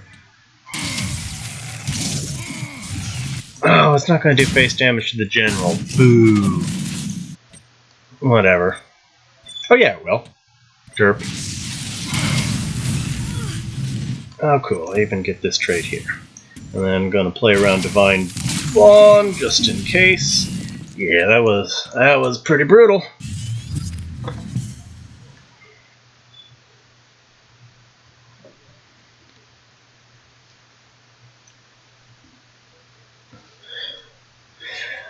I know that feeling, man. I've gotten more legendaries for Lionar from Orbs than I have any other faction. But speaking of Lionar, I fixed them. I no longer dislike them on principle, because as an Abyssian main, Necromancers and Paladins don't get along. So I sort of... They're really not my aesthetic. I avoid them on principle, but a buddy of mine put together a reskin for me, making them all black and red Death Knights. So that's cool, but I haven't gotten around to reinstalling it yet. I will before I do a Lionar stream.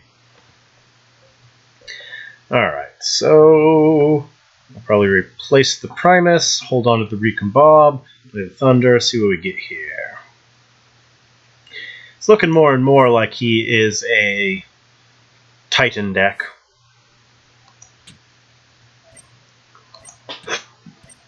Yeah, that 7 mana turn's coming up, so that's definitely a big concern here.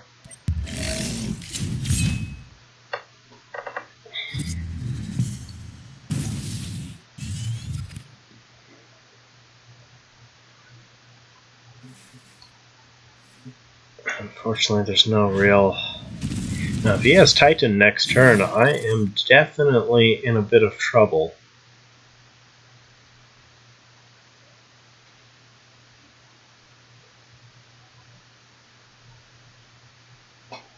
Okay, here's an idea.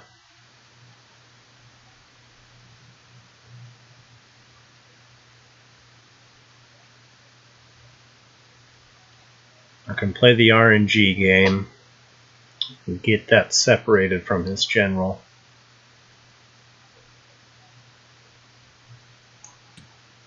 Oh, hopefully I get lucky.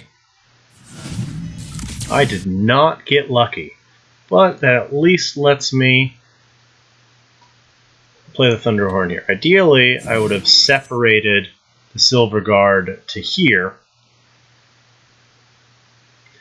That way I could then play the Recombob here and the Thunderhorn here, meaning he can't really get next to it.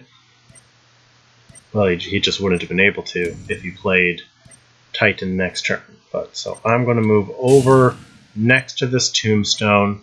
That way if he plays Titan, I can then trade into the Tombstone and then trade with the Thunderhorn. Given, yeah.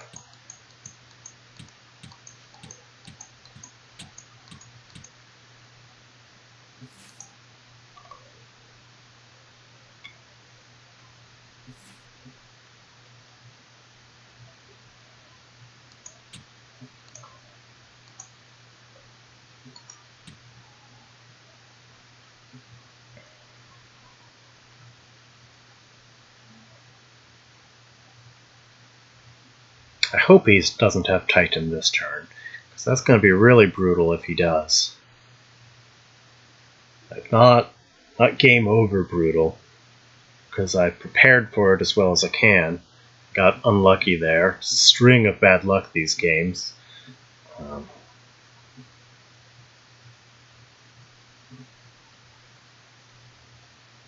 It's been very nice to isolate that Silver Guard. Now, he plays Titan, he can trade here, and then move that down. Oh, please don't be... Oh, thank God, it's not Titan! Yes! I'm still in this game. Ooh, what was that? What's that? Oh, it's that new card! Cool! Ooh, all kinds of fancy. Oh, yeah, they've got their own iris barrier looking thing.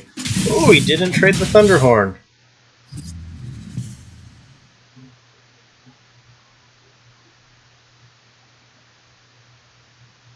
That was weird. Why didn't I take damage? Or did I just not notice it?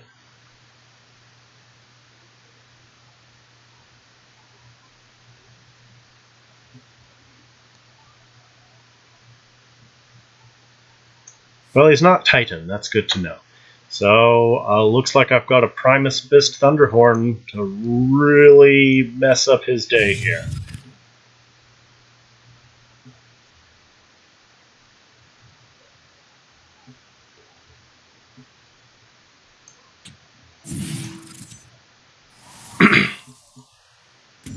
Now that I know he's not Titan, I need to play around Holy Immolation a little bit here.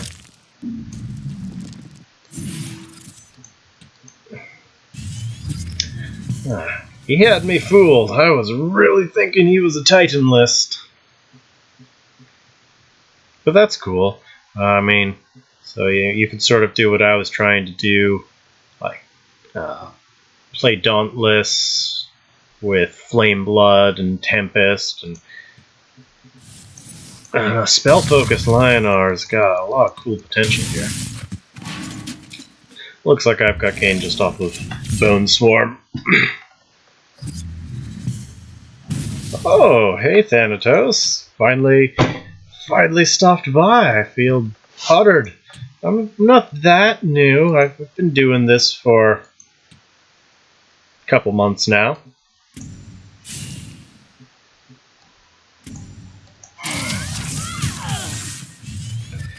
Alright, and that's game. Okay, well, I definitely think the deck is stronger going for Recombobulus and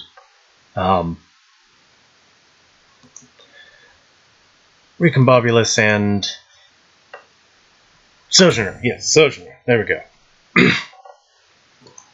Yes. I definitely like that change. I've penciled it in onto my form thread. It definitely feels stronger than the Iris Flameblood package, which I really like, but it's a little inconsistent, whereas this just complements the deck really well. I was gold my very first season of the game.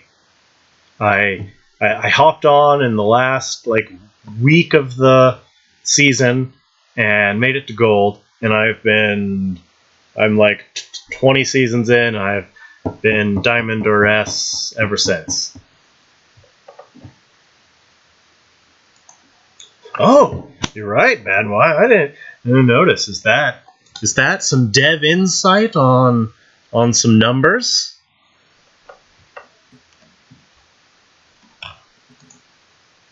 All right, but okay. So yep, I think the aggro list has improved a bit more. Sojourner gives us a little bit of, gives us the draw power we're needing as a natural combo with the buffs in the list. Good deal. I think that is an improvement. I really like the Iris Flameblood package, but probably more suited for something else. But I could do it. All right, hold on. Let me actually make a variant before I just say that's a change, because this is sort of a different deck. So let me make a new variant here.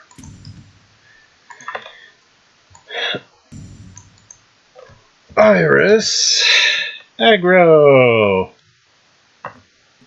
Alright, so get out of here, Recombob. Get out of here.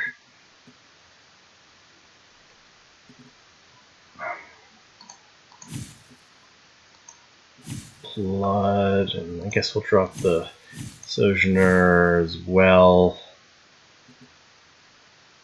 Actually, no, we'll probably keep the Recombobulus and get rid of the Repulsor, just because it's a bit slow for what we're about to go for.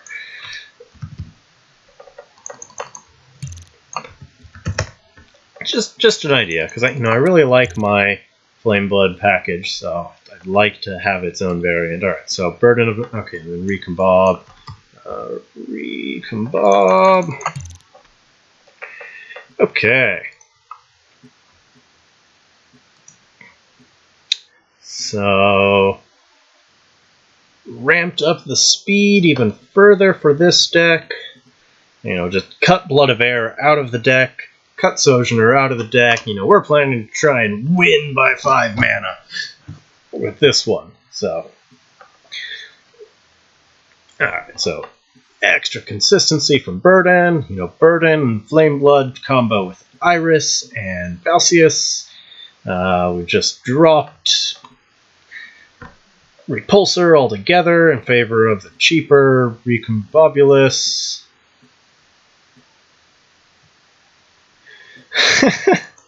That may be a terrible mistake. This is not a final draft. This is just an idea here.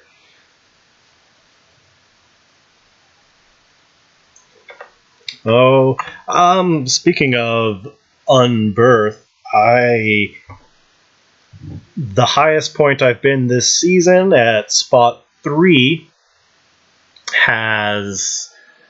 was done with my Rebirth mech deck, because that's a lot of fun.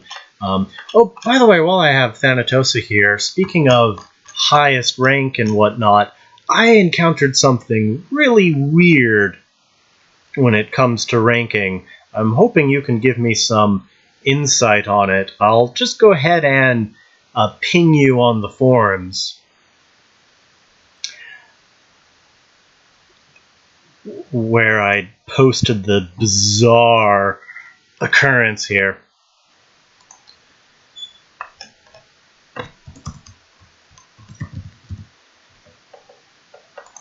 There we go. Alright, you have been pinged. Let me go ahead and link. It's on my Abyssian thread here, since we're talking about that right now anyways. Yeah, no, just something really weird happened with the ranking system that I still don't quite understand. Like, I won a game, got to rank 3, then won another game, and was demoted to rank 4.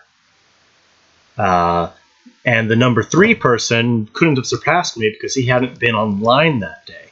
So there's some weird stuff going on with the ranking algorithm calculations. It's very weird stuff. But alright, so while you may or may not answer me on that, let me get back to seeing this. Alright, so this deck is very, very quick. It's got extra consistency, although skipping Blood of Air does feel pretty bad. I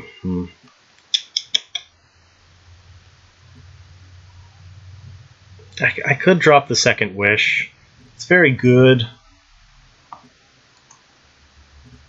And it got even weirder too, because like the day I was talking about where I beat Dragal, like 3 games in a row, he had like an entire page of losses, and I had like an entire page of wins. I was still at 6, he was still at 3,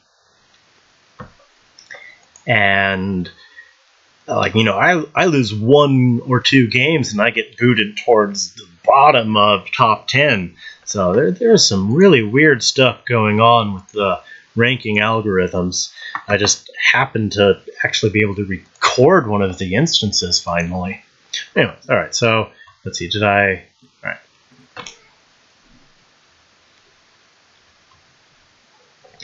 Maybe my 2 drops are a bit heavy.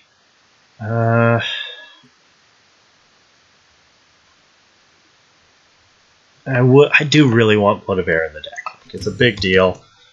I can cut one of my 2 drops. I just don't know what 2 drop I want to cut. Oh, my client crashed. Boo. And it didn't even let me save the deck. Dang it. This is not my day. Oh, lots of bad luck. That's okay. I'll get this whipped up back into shape, and then I'm happy to stop deck building and actually go back to playing if that's what people would like. And if there's any requests for the next deck I play, I'm happy to oblige. But in the meantime, if I don't get any requests, I'm going to finish up this new variation, Bagravet, and then I'll probably hop back into a game. I'll pick something if you guys don't. Alright, reopen Duelist. Oh.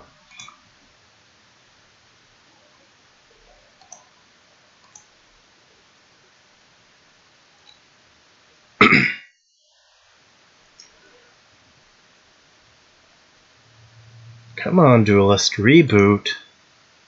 Yeah, the client has been crashing a lot more since the latest patch, but yeah, that could easily just be on my end. The ranking thing, on the other hand, that's some weird stuff.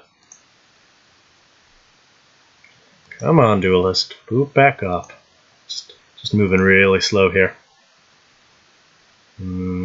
OPS. Uh-oh.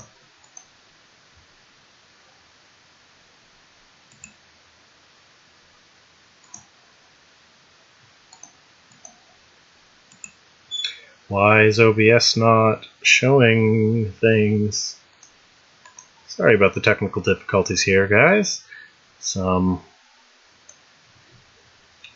haven't had this since like my first couple weeks here. Alright, there we go. Why aren't you working? I may have to restart OBS, as it is definitely not cooperating. Well, let me try.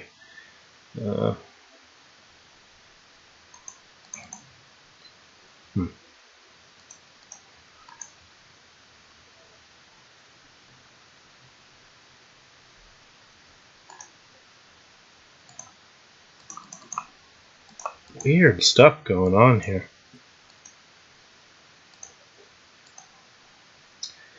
I'm sorry, guys. I'll get this fixed. Just give me a minute here.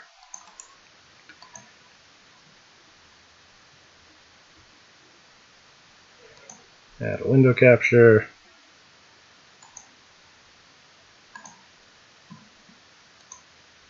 There we go. Alright, I think that should be fixed now. Go ahead and...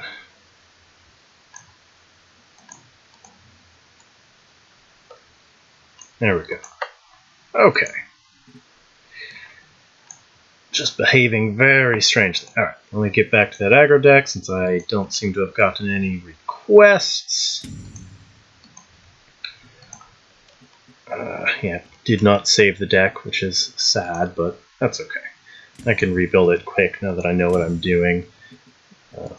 Now my export code's not working. Did I? Oh, that's because I'm trying to export a link to my thread. Okay, let me try this again here. Right. Export deck. Cancel. New deck. Import. Why aren't you working? Okay, it's still got the weird... Right. Export deck. Copy. Cancel. New deck. There we go. There it is. Okay. Iris aggro. Okay.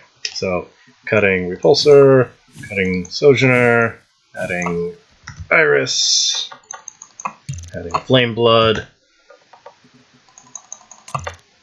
adding burden of knowledge in place of something.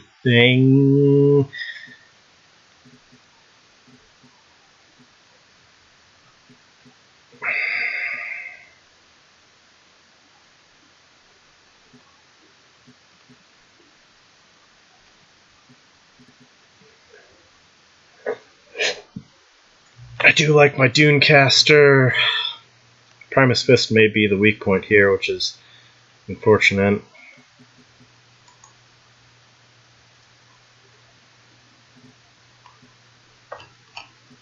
My favorite card of all time, or just the expansion? I mean, of all time, it's probably Blood Priestess. I've always loved her. Sadly, she's not very viable anymore outside of budget, but yeah, that's okay. Ever since then, a close runner-up is Desolator. I just really like that card. But there are a lot of cards I like. There's a lot of really cool design in Duelist that I really appreciate. Anyways, let's see. We don't really need the Recombobulus. Like, we have the Bone Swarm, and we're not like super into... Yeah, no, we didn't even end up using the Recombobulus that last game that we won. We ended up just using Roshes over it. Alright, so we'll just cut that for now and add in Iris or Burden. Okay, so that's the Burden version. It is favorite card of the expansion. I'm going to have to think about that for a moment.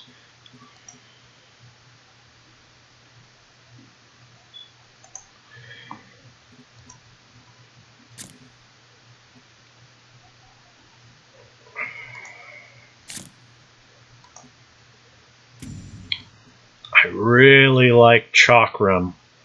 I really like Chakram.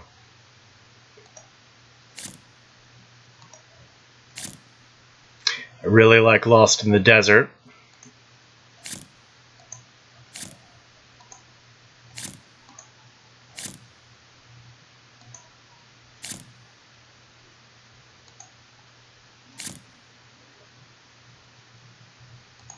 So it's got to be either, or oddly enough, Replicant.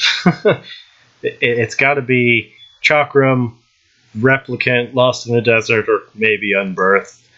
There's just a lot of cool stuff this expansion. That's a tough question, sir. That is a tough question. Alright, so got both versions of these. where they're supposed to be, and I've improved this one's consistency a bit. I like where it's at now. Alright, so let's move on to next up on the list here. Let's see. I'm a little hesitant to play the last Vetruvian list, but I think I'll do it. It is not as competitive as the others, merely because of how the meta is right now, but it's a lot of fun. And I've prepped it with the meta in mind, but let me see, there it is. Okay, so my Golden Army deck. Name I've reused a couple times. Basically, Golden Army is whenever I build a flood-based Vetruvian deck. This one is very flood-based. Just, lots of ways to spam dervishes here. And then dervishes get buffed by Faraloo and Obelisk and Wishes. And they can very easily get out of AoE range with various buffs. And then Red Steel Minos is really cool. It's, effectively a 4/5 stat line. It's the 4 mana, 4/5 stat line, that exact thing that you're always looking for.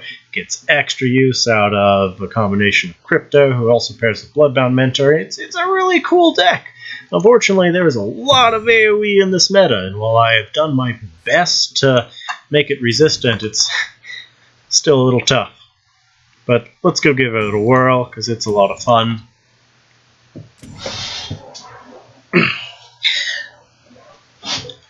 I'm probably going to have to say Chakram is my favorite card of the expansion, just because, Lilith is my all-time favorite, and it is both powerful, practical, fills a missing niche that she really needed, and, it also supports the Unbirthed decks. Like, Chakram just opens up so many possibilities and really helps give Lilith in particular a nice leg up, especially in this AoE heavy meta.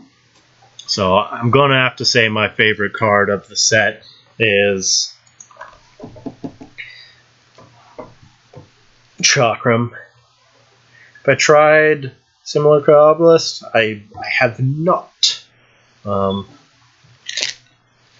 Because I really like the build mechanic. There are a couple build cards that are incredibly well designed, like Void Talon and that kind of stuff. But between Plasma Storm, Natural Selection, the new Vetruvian General, there's a lot of stuff working against build minions. Vetruvian versus Vetruvian. They have potential. I probably won't build a dedicated build deck.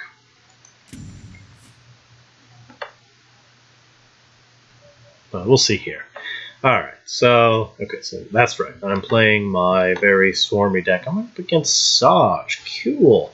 She'll be coming up next very soon. Alright, so I don't need the Bender for this matchup, and it's probably a bit early for Falcius, because that's going to be my 3 mana play. Alright, yep. Ah, good, okay. Bloodbound Mentor, maybe. Well, Bloodbound Mentor is a better format to play. I don't need 2 Dunecasters here.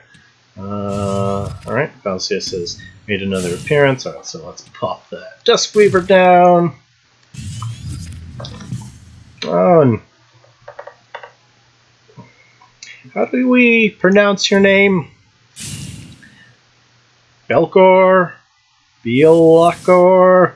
I don't know, but thanks for stopping by either way. We had a fun match. Well, not a fun match.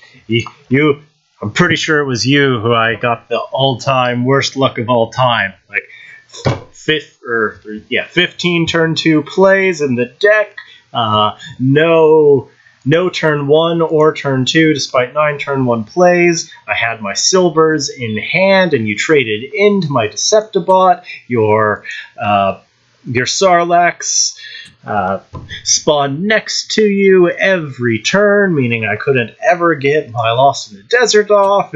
It was so brutal. It was comically bad. Alright, so yeah, most likely Fire Blaze, so I can then trade with the Duskweaver. Yeah, okay, and I've got a fun package going on here. Still gonna replace this Falcius. Weird thing to do.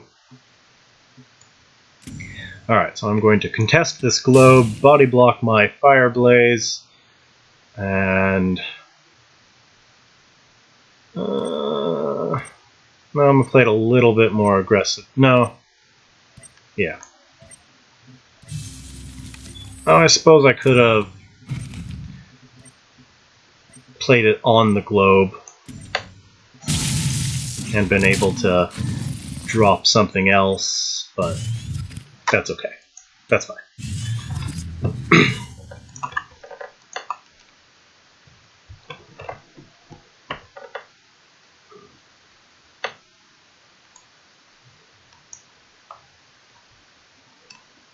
I am so glad that Spell High has been pushed out of the meta. I really dislike that deck. I love Finality of Wrath because it's pushed out the Solitaire decks, and I don't really have trouble facing it at all because it's very skill oriented, playing as and against Wrath because it's very position focused, and as long as you tech for it, it's not bad. No doubt they've got some broken stuff and they're the top tier decks, but I will gladly take the current vision of Finality Wrath over our previous meta of Solitaire and Flawless Vanguard.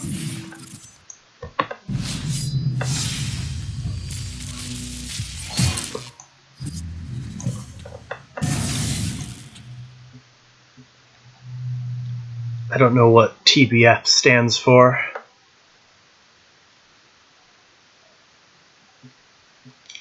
Alright, so I'd like to play Oasis this turn.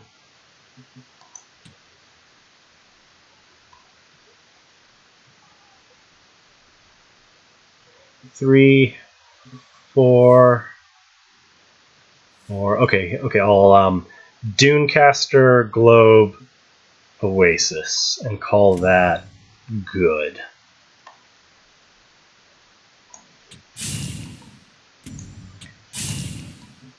Play around Blast a little bit here. And then I can do Bloodbound Mentor, spamming next turn.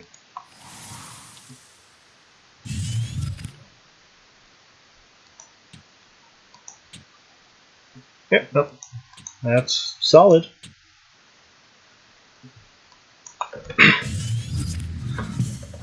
Oh man, I'm getting all kinds of cool stuff. I'll probably do one Bloodbound Mentor, Iron Shroud. Well, we'll see. Actually, at risk of burning cards.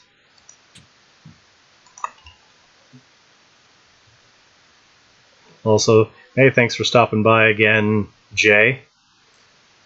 Yeah, I don't have a problem beating Finality Wrath at all. And, I mean, we had a good match, I think, late last night where I was playing my vet deck, and I went through your Finality Wrath list without too much trouble, given I did get 3 Aymaras in a row and you didn't find your Finality, but it is what it is.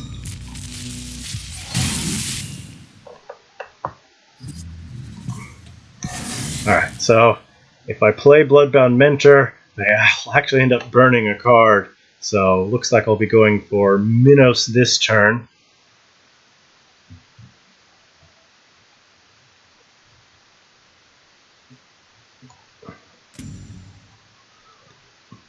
Alright, so we'll clear here. We'll drop the Minos, where if he wants to blast it, he's going to have to take some face damage. Let's get my general out of the way there. Give him a nice buff.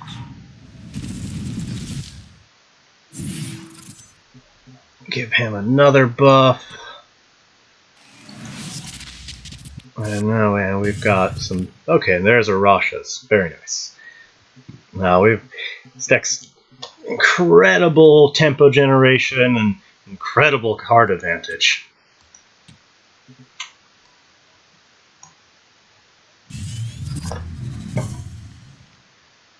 And he doesn't have BVS this turn, so he's going to be pretty hard for us to clear this stuff.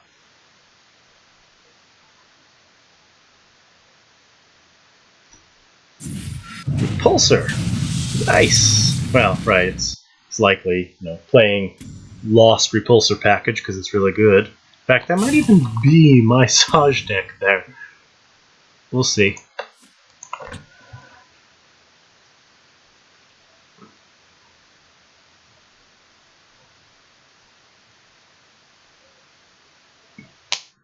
Let's see, so 3, 4...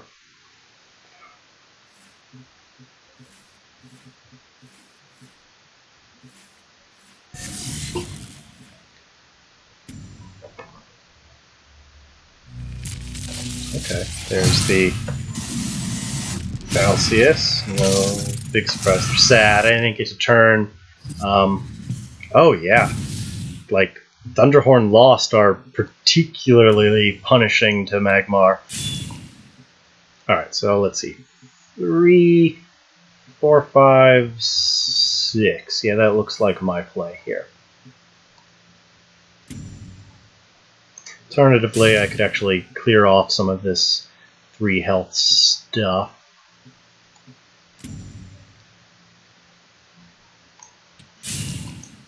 Yeah, let's do that.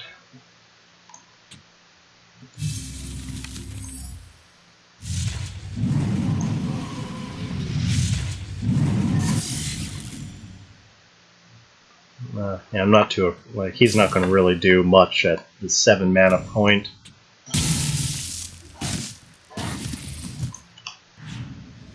Like, Thunderhorn Lost in the Desert is so good. It's like the reason to play that right now.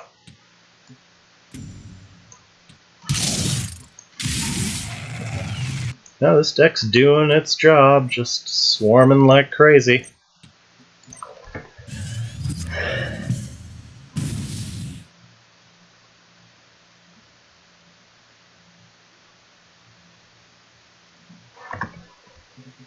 Haven't even had to break into this package yet. Alright, probably my BBS up next turn. We'll see here.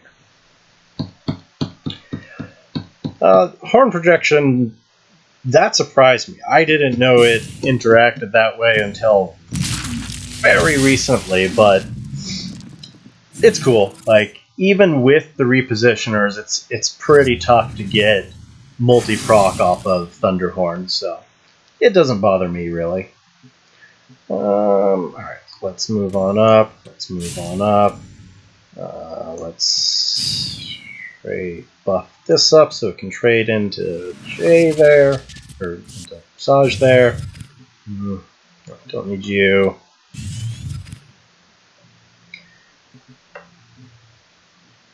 Can just play more obelisk buffs. 3... Gotta get myself out of Thunderhorn's range here.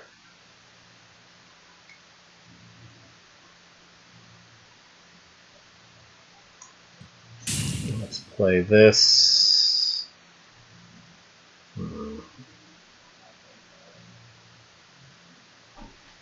Okay, gotta play around last Thunderhorn. So we'll just put it here, protect me from Lost in the Desert as well. Alright, so trade.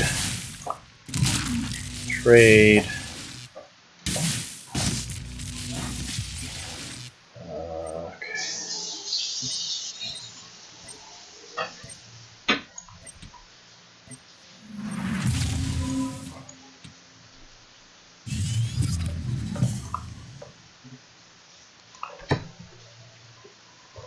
That Minos is going to turn into a monster very soon here. Let's see. 3, 4, 5, 6, 7, 8. Alright, we've got a good 8 mana play. And then a good follow-up to it as well.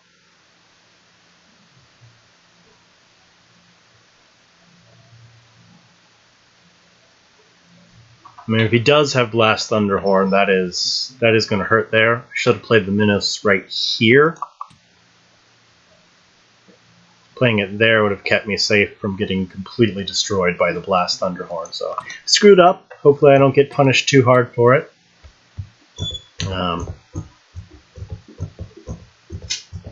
Yeah, it was pretty bad.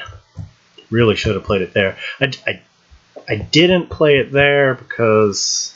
no, I didn't want to be able to trade in with those guys. Okay, traded in there. Okay, I'm happy to see that and not other thing.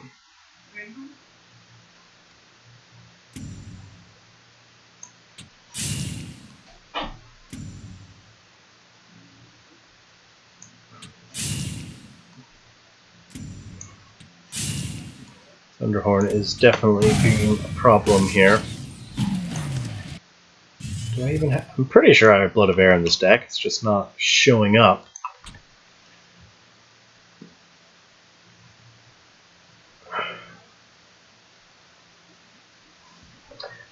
Alright, I don't want you to get Thunderhorn, so I'm going to just back off a bit here and give him a super buff. Uh-oh. Should not have put that there. Now I've done risky things. Oh well. Do I risk it again? Yeah, I do.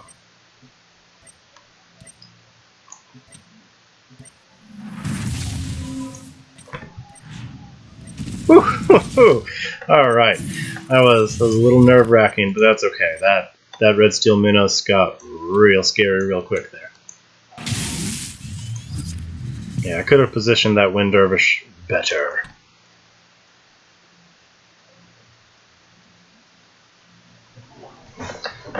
And if he doesn't have Blood of Air for that Minos, he's in trouble.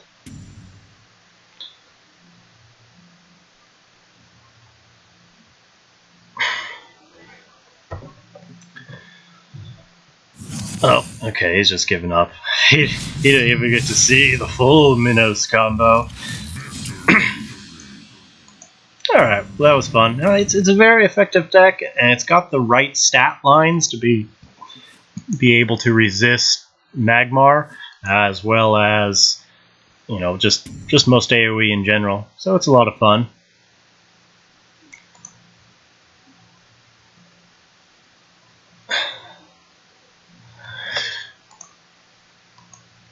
Alright, so any requests for the next deck? If not, I'll go pick out one of my Sage lists and we'll have some fun with that.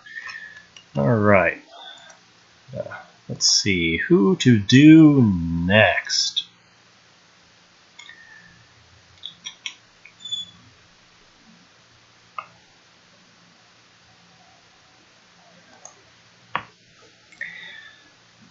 Well, let's start with the main list here.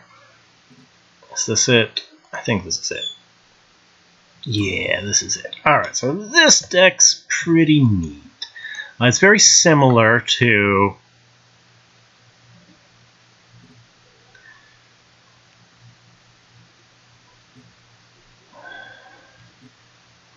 the my parsing bot Vetruvian list. You know, it's got the Thunderhorn, Deceptibot, Projection, Lost in the Desert combo here. What do I run in Abyss as a mag counter? Fear or Chakram. I've got a couple. I have two recent Abyssian threads out, Alex, and I've had no problem at all versus Magmar with pretty much any of the decks. I just sort of build with them in mind. I'll go ahead and link them to you. So here's part 2. Oh yeah, those 3 are very, very good. I haven't gotten around to trying Sarlacc Chakram list yet, but you can bet it's high on my list because it's a pretty cool trick there. I just need to find my other thread for you. Here it is. Here's the other Abyss thread. Yeah, Grimoire for sure, if you're going that route. Again, I took my Abomination mech list up to rank 3, highest I've been this season. Alright, so back to talking about this Sage list. So, as I said, very similar, but it does roll out a bit differently. It skipped Repulsor Beast because it just needed room for all of Sage's unique tricks. It's still got Recombobulus and Projection to go along with Deceptibot Thunderhorn, but it's got some cool tricks for Sage herself. So, Lost Artificer as your turn 1 play into a globe gets you an early Spine Cleaver, which is pretty cool. Spine Cleavers makes those cool blood totems, which are perfect Thunderhorn and Deceptibot food and can be a win condition on their own, especially when mixed with Zephyr or Wildfire Ankh. And Iris Barrier in general is pretty much Iris and Ankh are basically auto foods for Sage. Like, they're pretty much the reason to play Sage, and then they can let you have a lot of fun. So, it's pretty cool. It's got a similar package, but instead of all the utility and healing stuff, it's got a bunch of Sage tricks. So let's go give that a whirl, see how it does here.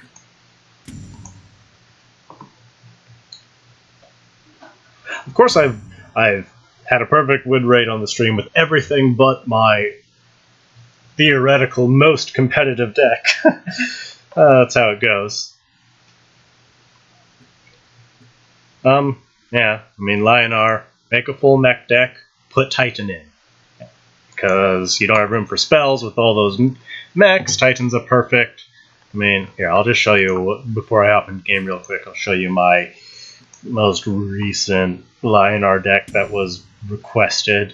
Voltron, call it Voltron because if you've ever seen the anime Voltron, the pilots of the mechs are called Paladins. Lionar Paladins, well, you get it. So, all the mechs, extra draw power and deck thinning, a little bit of healing, a little bit of extra survivability, good dispel, good AoE, new mech, and Alabaster Titan. It's pretty straightforward, but it's effective.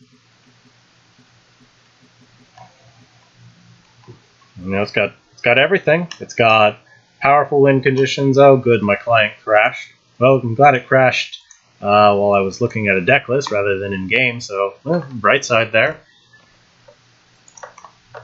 But just all the mechs pretty much mixed with healing, AoE, dispel, survivability. Solid, very solid.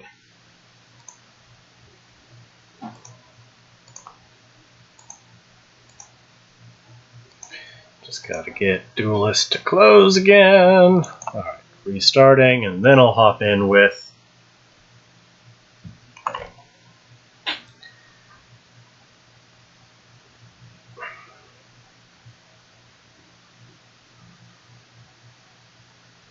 a Sage game.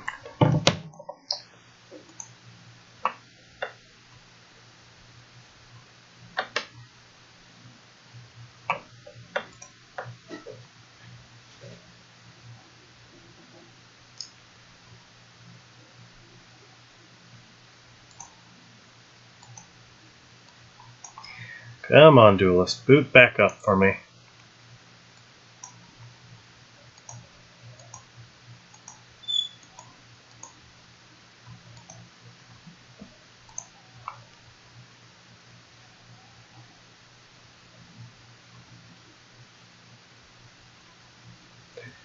Okay. Well, Duelist is booted back up, and now OBS isn't cooperating.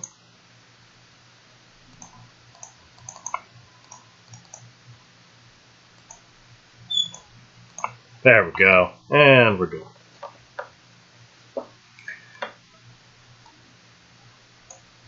Alright, so now let's hop into game with that Saj list.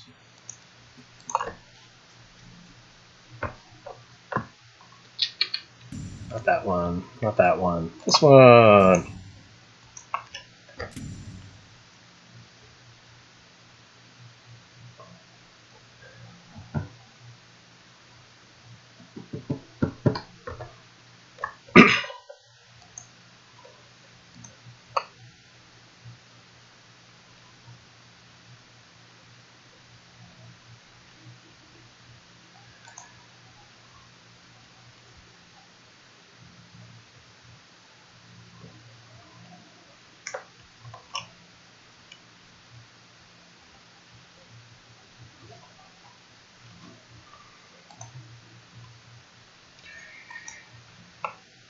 Queue times.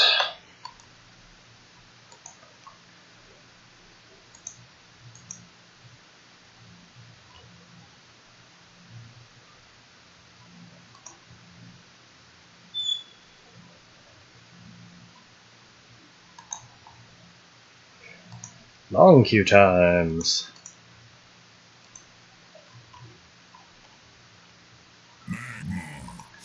Oh, goody, Magmar. I actually like fighting them, and I also really enjoy getting tests against them, because that you got to make sure you're prepared to beat Finality Bath.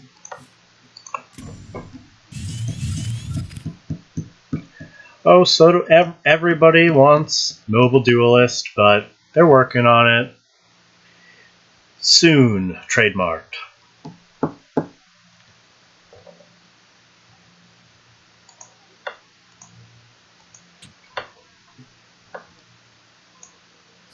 Alright, so Lost in the Desert's good against this matchup.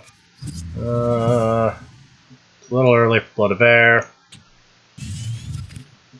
Zephyr's solid, but he's better as a surprise.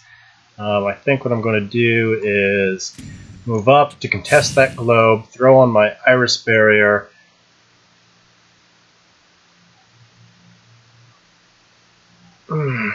Not great. Not great. But not bad. Okay. So if I'm lucky, he'll play into Lost in the Desert. If he doesn't, I'll play Thunderhorn, and that will hopefully make him play into Lost in the Desert. And if not, I can just, wait till 5 or 6 mana and do the Lost Recombob.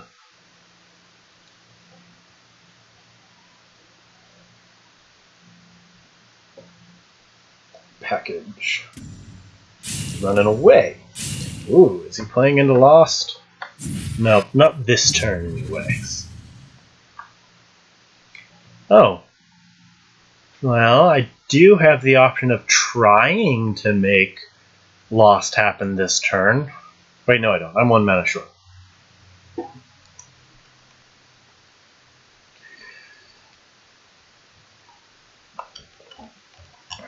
Hey dude, thanks for dropping by. Alright, let's see here. Probably not going to need the Zephyr this game.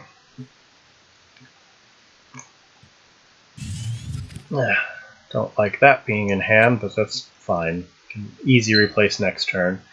Okay, so what I'm going to do... Well, no, looks like I'm just going to take that glove just so he can't have it. Trade face here, throw the Thunderhorn down, which is extra rude to Magmar. It's a hard counter to Lava Lasher, and it's going to force him to play really awkwardly, hopefully into Lost in the Desert. If he doesn't, then I've almost for sure got my Recombobulus play next turn.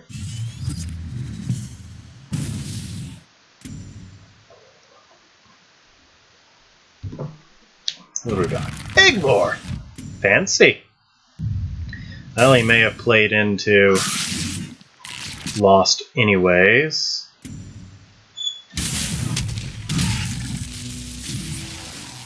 Ah, dang. Can't clear that, unfortunately. Wait. No,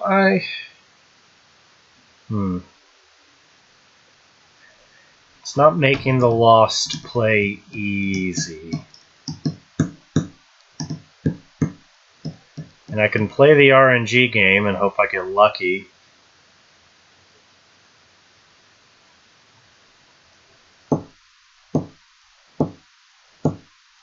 I don't gain much from that.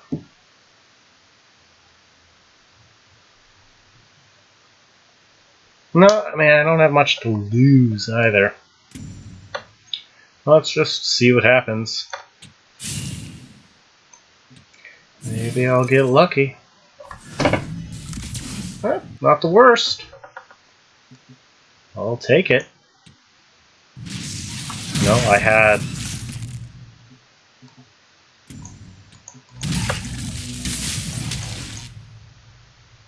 Like, obviously best spawn would have been there, but that one was almost as good. Don't need this Artificer at this point, that's for sure.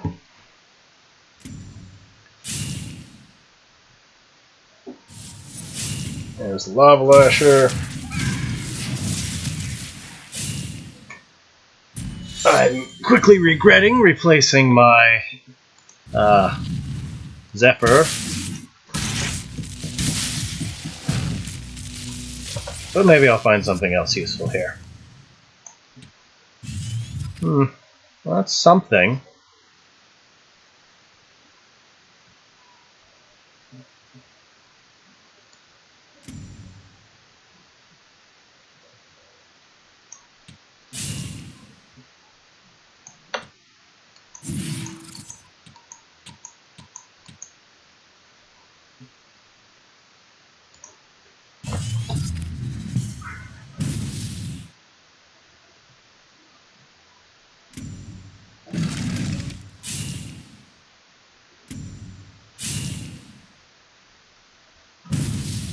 EMP and VAF.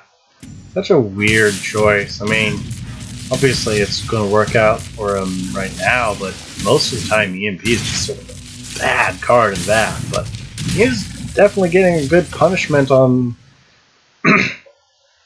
good punishment out of that. I really need to find Blood of Air or something, but nope, I just haven't been able to find any... I haven't been able to find Blast. Oh, I can't find my Tempest now. Could have used another Iris. Could have gotten a clear there. So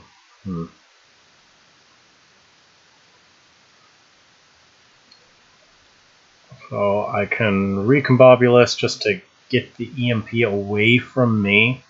That's not the worst play. Not the best, that's for sure, though. But my best chance at living.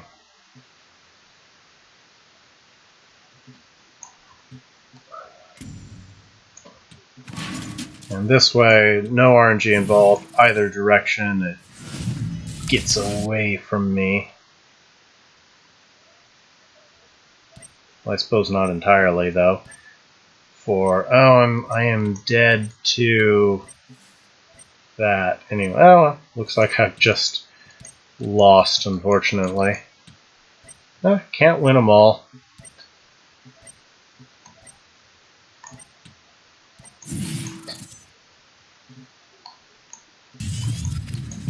Yep, just did not get what I needed to find. Oh well. Just bad luck today.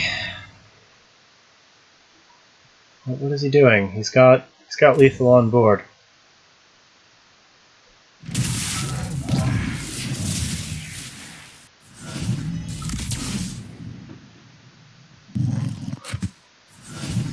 Well, I appreciate him showing me that he had answers, and that I didn't just lose to random top decks or something, but oh well. Alright, I don't have a lot of time left today, so I'm going to just move right along to the next Saj list. I don't usually like to end on a loss with a deck feature, but that's okay. You know, bad luck happens. There's been a lot of that today. Alright, so let's move on to the combo Saj list. Hold on, before I hop into game, did I just crash the client again? No. Okay. Take a look at it. Go over a bit. So it's, OTK Saj has been around for a while now. But basically the idea is equip artifacts and then play Aurora's Tears and Time Maelstrom to just finish off your opponent in one go. This one's pretty all in on that game plan. Adding Burden of Knowledge and Iris Barrier for increased consistency. We've got extra draw from Dream Shaper, Silhouette Tracer just to stall and run away until we're ready to combo. Wind Striker as part of that Golem package and also equips an artifact. And yeah, it's pretty straightforward, very all-in combo. So it's very meta-dependent. It works well in this meta because there's not a whole lot of ping, and Magmar has a tough time dealing with artifacts. But it does not work so well in ping-heavy metas, when Fae's on top or when Songhai's on top. So it's ultimately a gimmick deck, but it's a lot of fun, and it can do really well in the right meta. And this one happens to be friendly to it.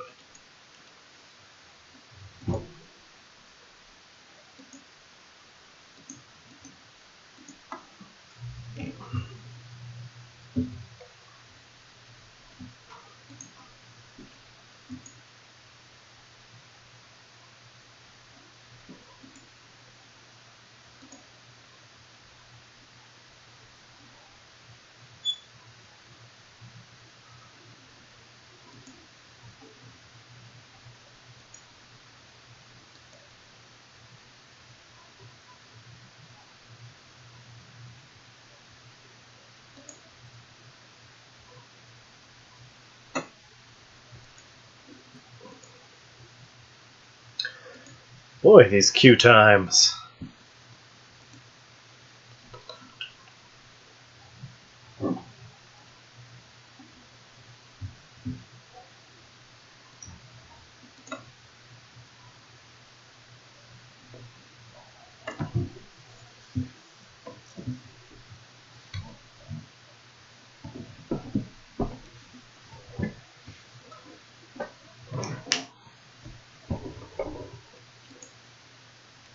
We are officially past the average wait time.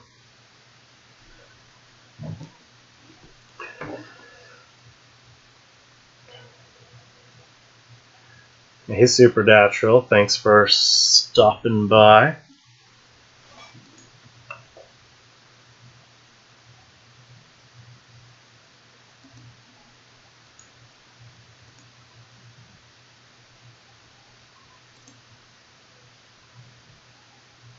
Vetruvian versus Vetruvian. Alright, here we go.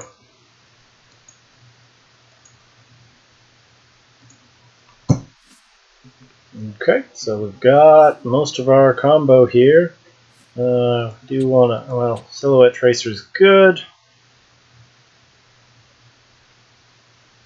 Yeah, there are only, I don't think we even have the entire top 10 ladder filled out yet.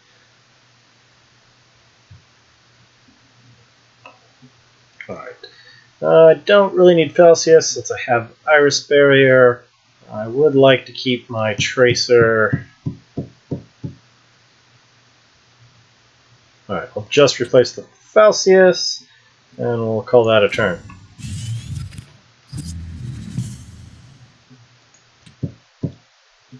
I could open with the Dream Shaper, but I don't want to. I think I'm just going to open with... Ooh, Well, I'm actually planning on Ankh Tracer, so I don't really need the Iris Barrier, actually. Okay, yep. Not a great opening, but not the worst. Because then I can take the globe, Ankh, Wish, call that a turn. Well, it does open me up to a Lost in the Desert, a turn 2 Lost in the Desert, but whatever.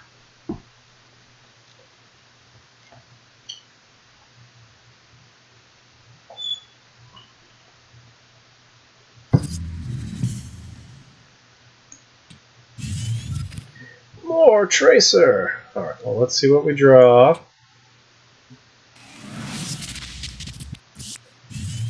Could have alternatively just kept that by me instead of buffing it. That would have actually probably been the better play. But, oh well.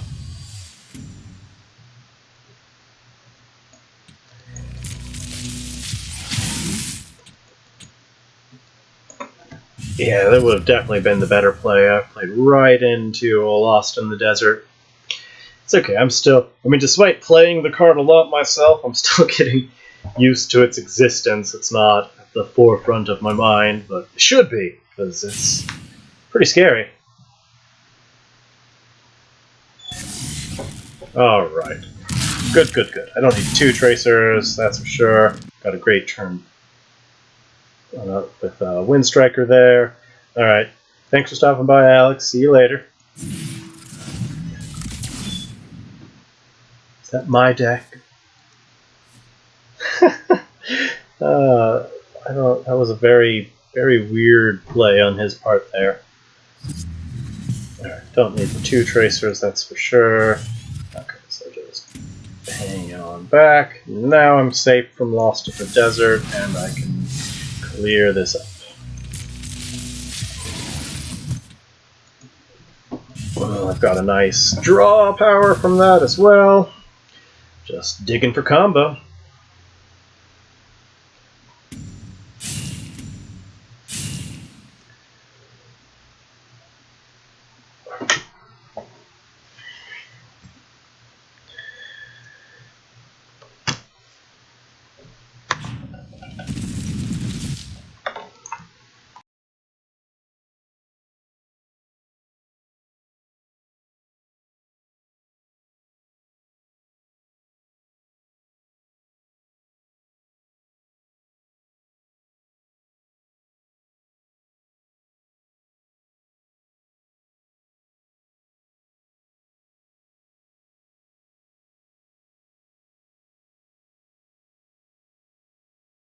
Got quite a few options here, but we'll see.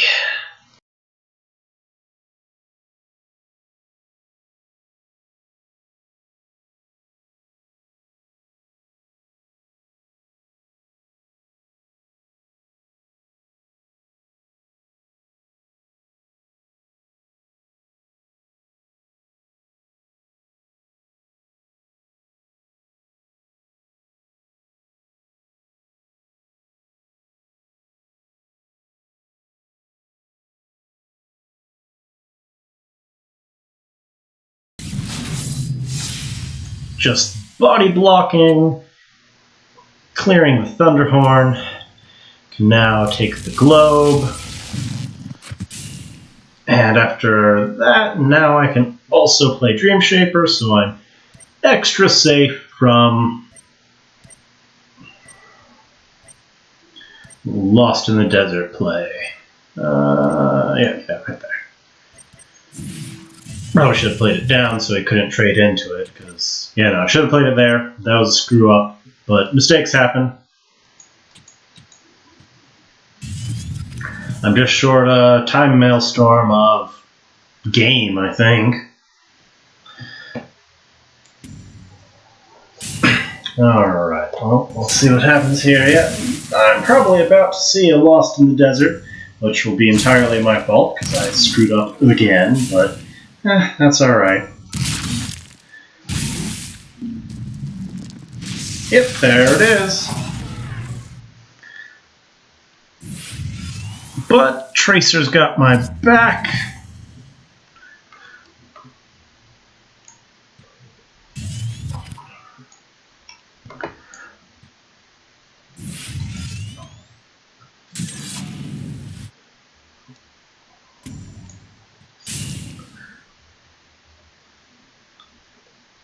And I can play Metallurgist here to make sure that I don't fall into another Lost in the Desert trap. Or I can play... No, he can clear it if I play a Pixel. I'll play it back here so I'm safe from that a second time and just start pushing the damage. Let's see, Tears...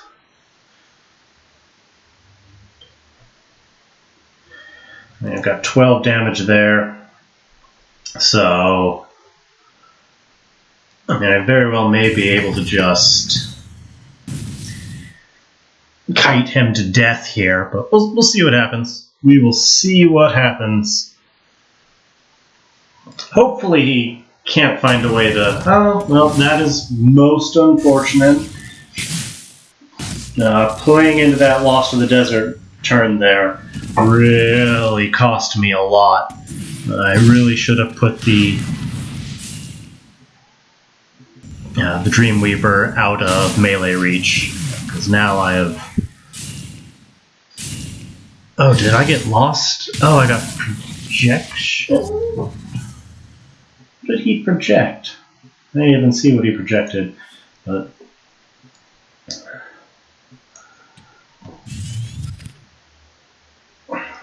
It's far from over.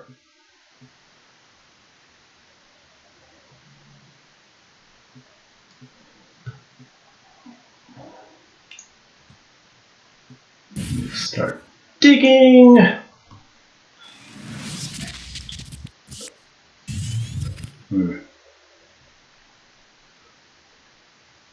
Alright, well, got a Falcius. Burden of Knowledge turn.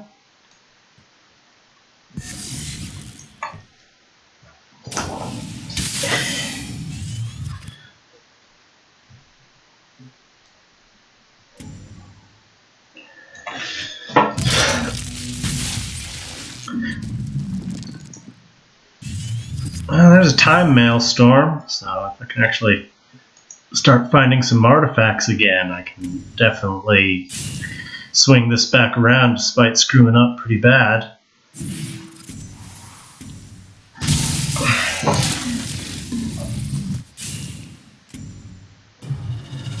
Ooh. Well, I've got a Tracer, so the Aymara's not that big a deal. Well, I didn't play the Celebrant because there was little benefit to doing so, and I wanted to be able to replace it this turn. More Tracers. Oh, that's fine.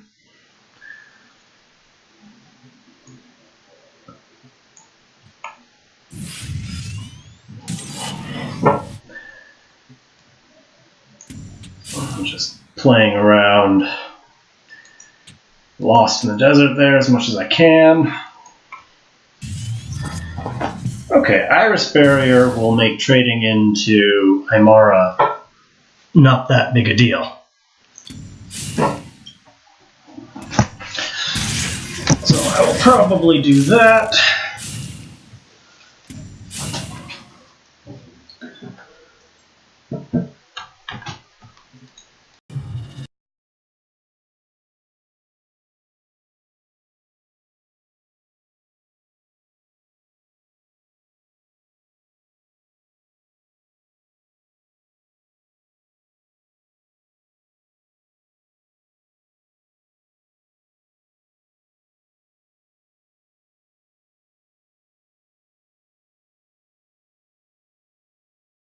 I may just have to use my Time Maelstrom to clean up his board here, which isn't a terrible play.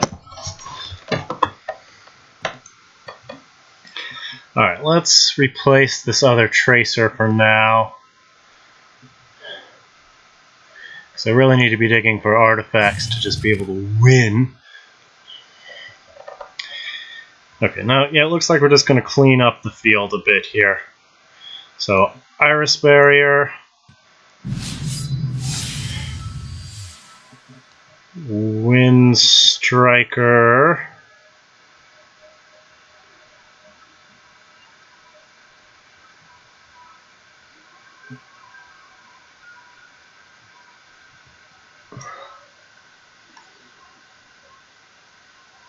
Oh, wait, no, if I play Wind Striker, I can't.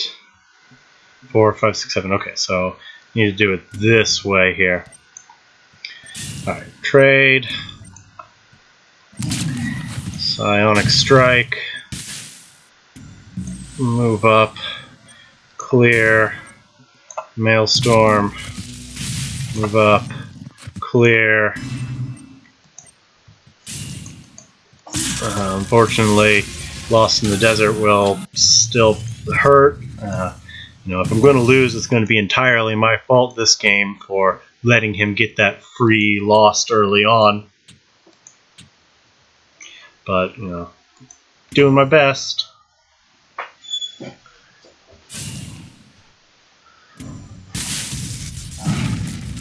And he's just doing his best to break off my Iris barrier, which, at least means there's no Lost in the Desert this turn. It also means that I probably can't OTK him right now either. No, not looking good for me, and this one's entirely my fault.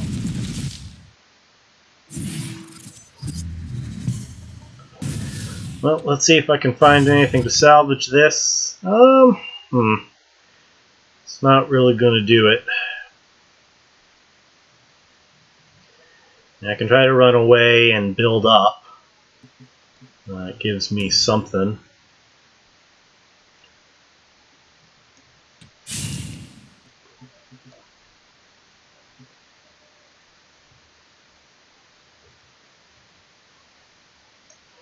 Alright, so I can clear here.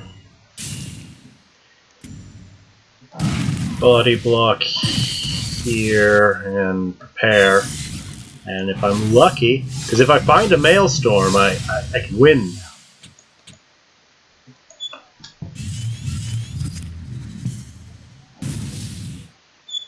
Yeah. I've unfortunately already used a Maelstrom, but my deck is pretty well thinned down, and I have a lot of draw power. Not good. Looks like he's going to be able to, looks like he's going to be able to kill me. Oh well. Now that loss was entirely my fault. It could have been a very different game if I'd played around Lost in the Desert like I should have. He's not killing me? Why is he toying with me? Oh, okay. He's just a fancy kill. That's alright. Okay, well, could have won that one. I screwed up. I will learn from my mistakes. It's twice now that I've lost to Lost in the Desert, and both of them were my fault. Alright, so last deck of the thread, and then we'll see if I have more time after that.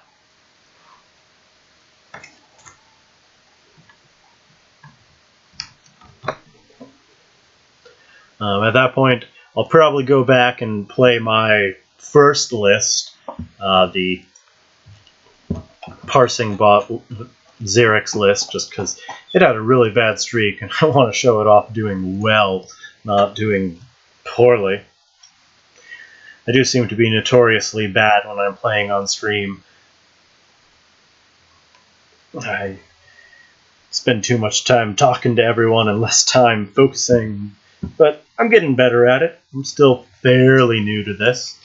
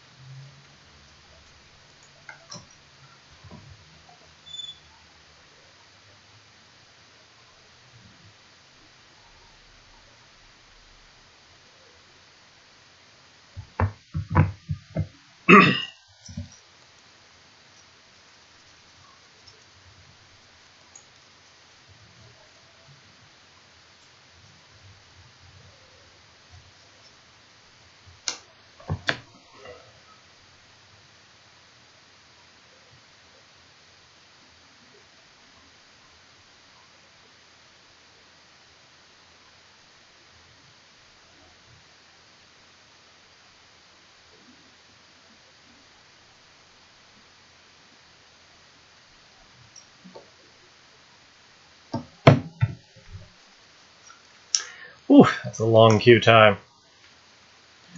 Well, I suppose I should have gone over the deck list, but I'm running out of time, so that's fine. You guys will see it in action, and you can read about it on the thread. This one's definitely a bit more gimmicky than the others, but it's a lot of fun. It's got some really cool tricks. Alright, too early for Blood of Air. Too early for Wind Strike. Want to try and find an opening play. That'll do the trick. So, Astral Phasing, Frenzy. It's fun. Alright, so I will just go ahead and move on up. Play the Frenzy unit defensively. And probably Astral him next turn. We'll see. I may just Thunderclap. We'll see what happens.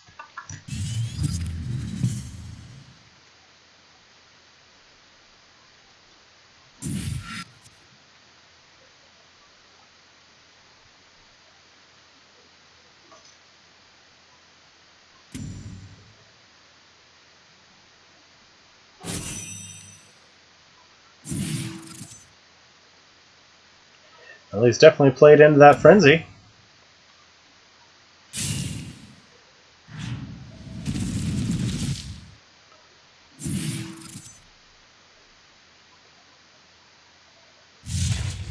Interesting. Unmaking. Okay, well. Guess he's played into the Frenzy less now. Alright, don't need 2 Thunderclaps.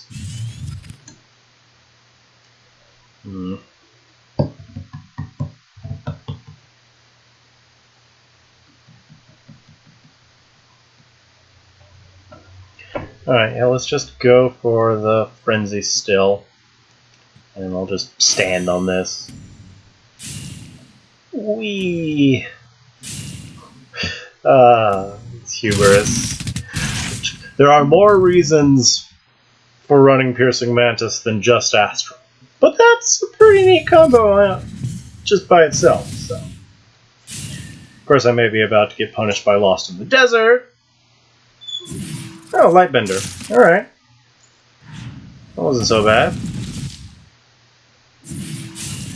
I'd like to be able to play Thunderclap and Iris at the same time, so I will probably just hold off there.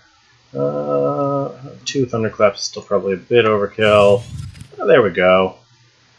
Onk does the trick. But again...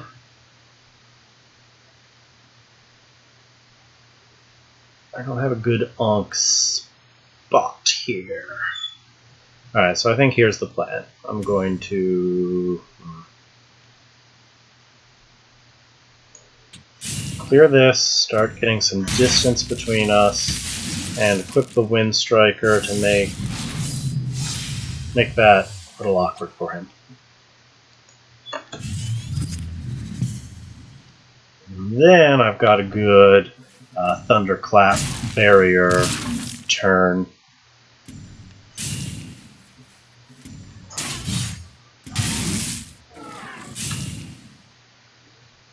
What's he got? Sunsteel. That's inconvenient. Can't really... I may just Blood of Air it. Perfectly valid option. Onk's not looking very practical right now, since he's really already up on my face. I don't want to replace it, because I want to fly out of here soon, but... oh well. Alright.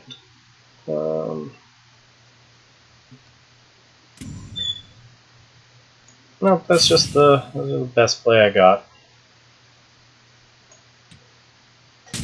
Not much of one, but Sunsteel's definitely tough on this deck. Oh, there we go. There's a Neuralink. So that's the other reason why I'm running Mantis. The ability to give Saj, Flying, and/or Frenzy is pretty cool. Those sunsteals though, those are problematic, all right.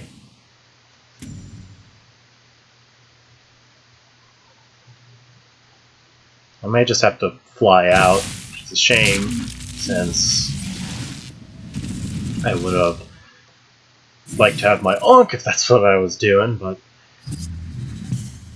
Alright, let's get rid of the Windstriker. Ooh.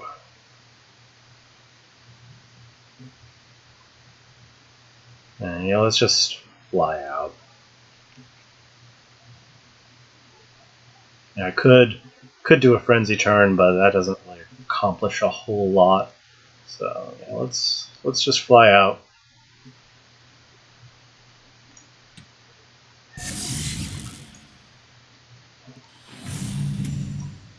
Hopefully I can find an Ankh soon. If not, that still just buys me time. Pyromancer, another fun one that I can Neuralink blast onto myself with. And, it's not as bad a card as people make it out to be.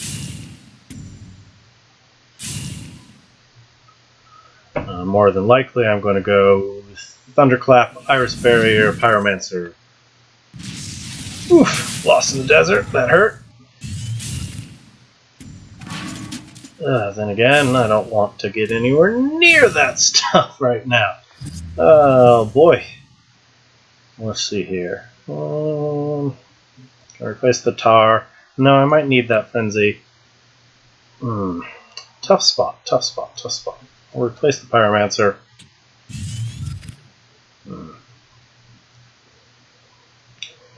Really wish I hadn't replaced my Ankh. But let's see if I can find it again here.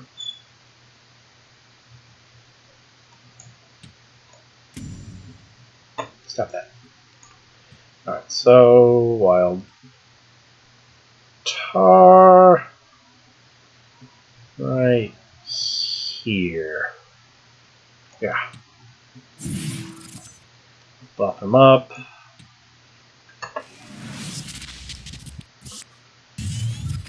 Alceus. It's not what I need right now. But I can just play... No, I'll just play the Thunderclap, like, defensively here. That way... no, because he can trade in still with Wings of Paradise. Let me just play another Wild Tar here to try and help preserve my artifact.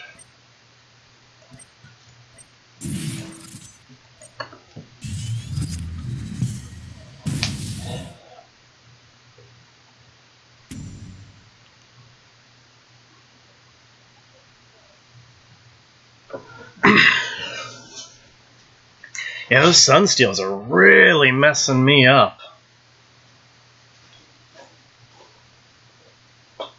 Certainly wasn't expecting them in Xerix, but they're solid.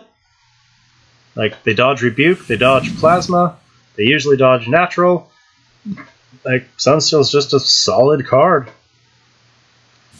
Sand Swirl, alright.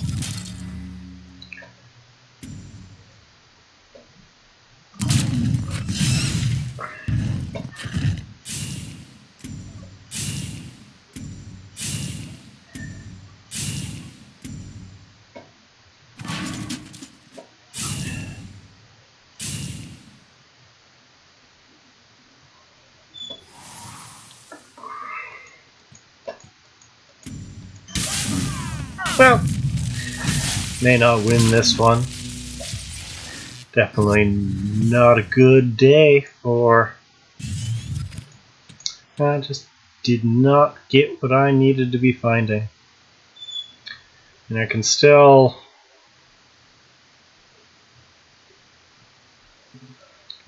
Thunderclap.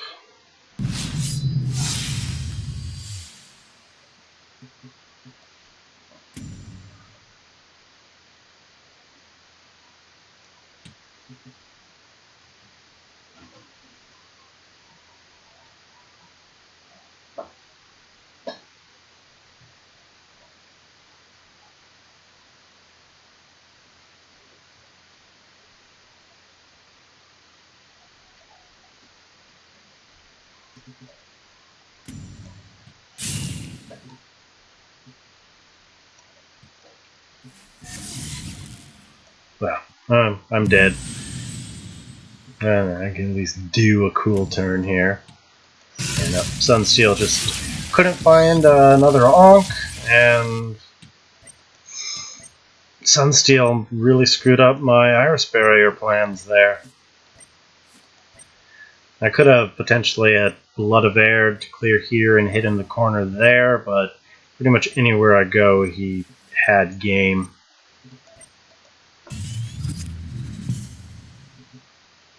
As I said, it's while a fun deck that can definitely pull off some crazy stuff, it's very meta dependent. If there's lots of force field and or there's lots of ping, it's just gonna have a bad time.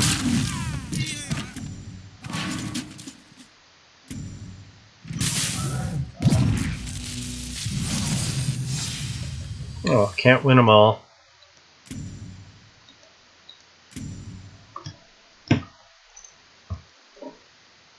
Oh, I've got a couple more games in me. If there's any request, get them in. For the moment, I'm going to go back to this deck since I did change it a little bit here.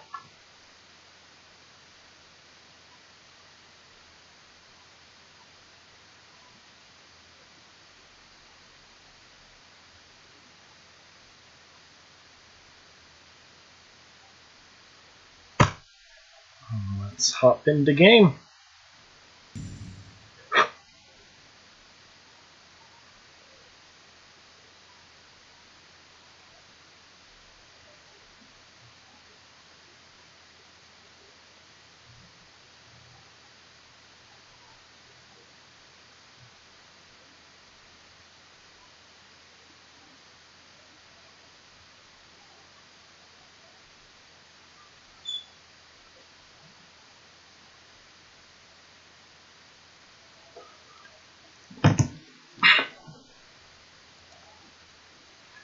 Hopefully we'll have a little better luck with this, because this is the deck that should be walking all over everything, but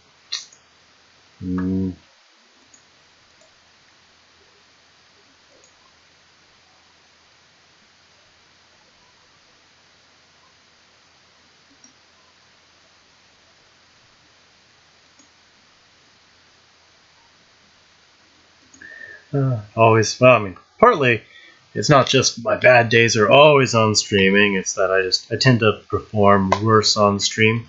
I make a lot more mistakes. But it also seems to unfortunately be like the bad days are when when people are watching, and then I get almost perfect win rates when I'm playing alone. But I mean, that's just fickle numbers too, because it could have easily been the other way around. Anyway, it's been a fun day.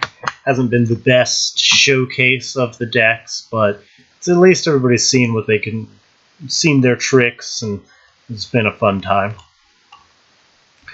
I'll get one or two more in here. I'm happy to take requests or start working on something else, but yeah. Surprised I still have my slot 4 on the ladder with these losses, but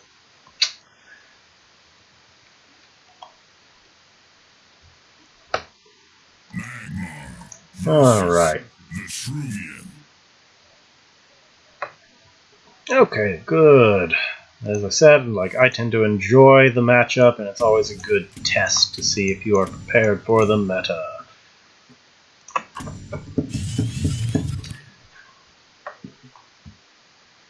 Got a good turn 1 into a turn 2. We'll try to look for something a little bit better here.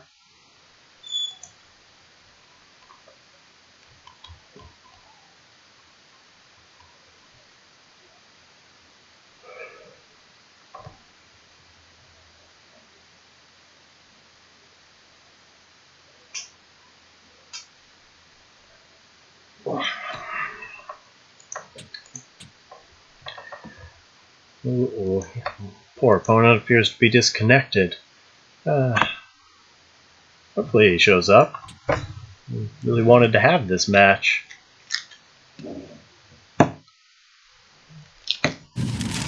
Aw, that's no fun. Oh well.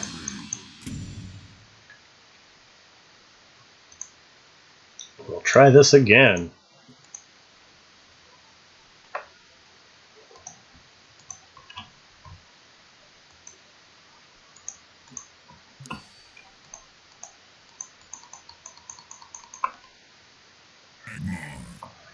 Well, it's not that, but still a good test of the meta.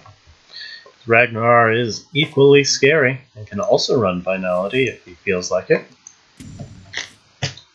Alright. In fact, Ragnar is a harder matchup for us because Vath is really vulnerable to Lost in the Desert, where Ragnar, his eggs protect him from it. Alright. Don't need the Bender as much. I do want an opening play. I don't want it to be either of these. So let's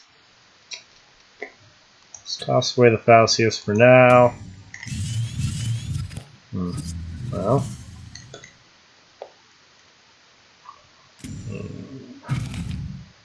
Definitely don't need two of these.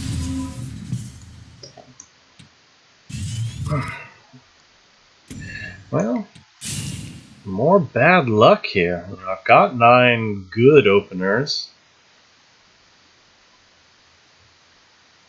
Of course, my good hand in the last game got wasted. Alright, well, I guess we'll just play this defensively here.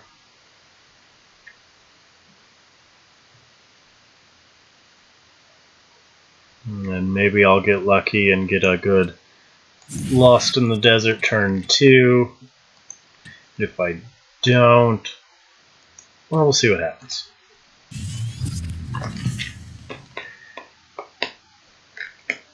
I'm hoping he plays his egg pretty far back, moves up and takes the globe and just sets me up for it, but people have been learning to play around it a lot more now.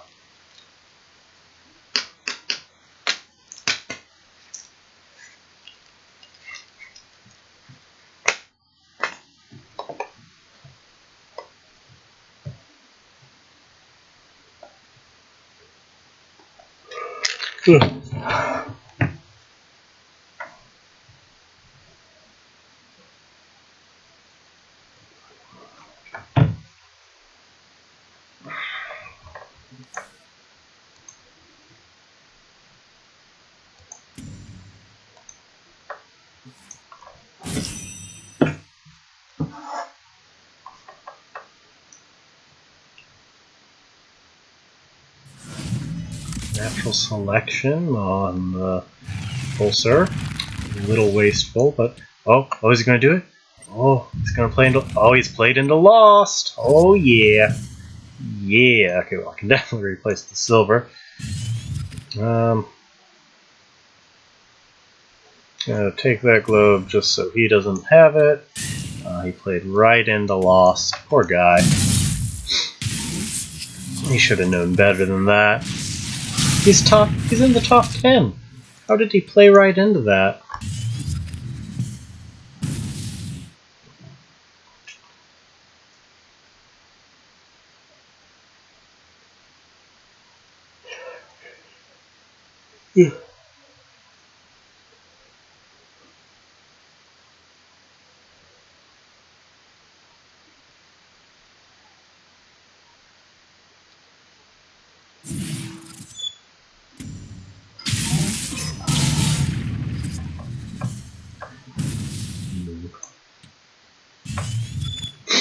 Well, luckily I do have 2 silvers in the deck now, so that's not the worst. Well, looks like Raptor's pretty neat, but what it can do is play this, see where it spawns, and then I can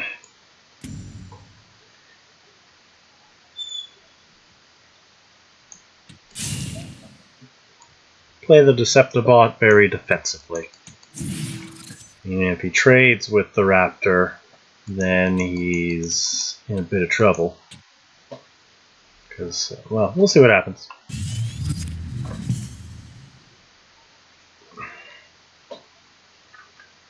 Amara's very good for this matchup.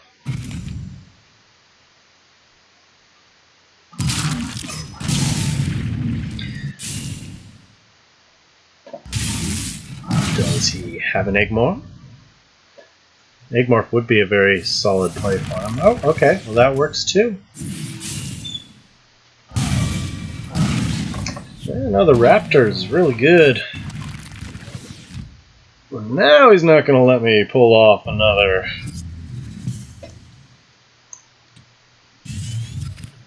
Lost in the Desert turn here.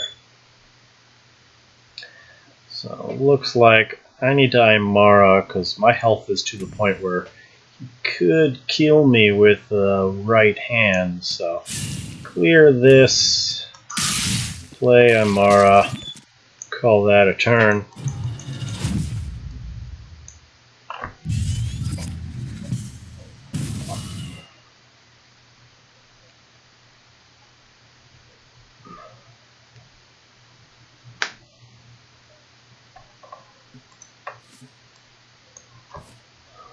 I mean, even if he Egmorphs the Aymara, at least that's an Egmorph that's not going at my face.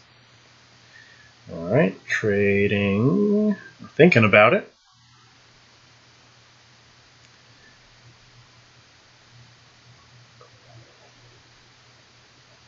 Yeah, it was really sad to go down to 2 Aymara. It's such a solid card that does really well against both the Magmar generals.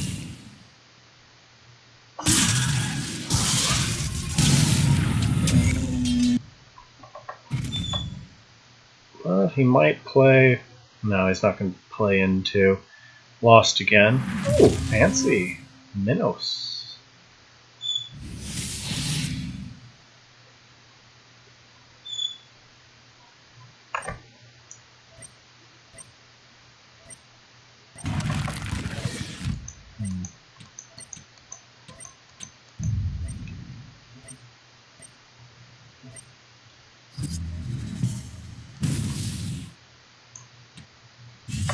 I could just do another Aymara, that would work.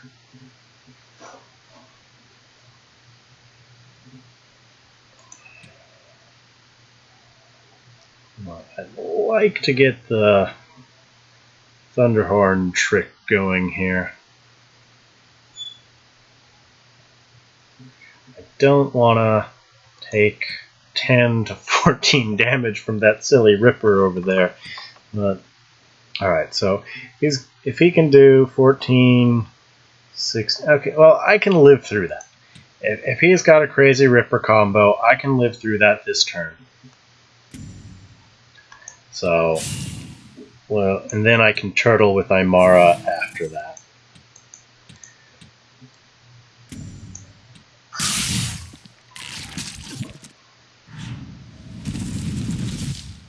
I could have alternatively used the projection just as a soft removal for that Minos. That would have actually been the better play. Still getting used to my own deck here. I get greedy with it. I really want to, get one of its crazy combos. But I would have most likely been better off just freezing that Minos and turtling up a bit more. Freeze the Minos, play the Thunderhorn right here so he can't double tap me with the Ripper at all. That would have been a much better play, but oh well.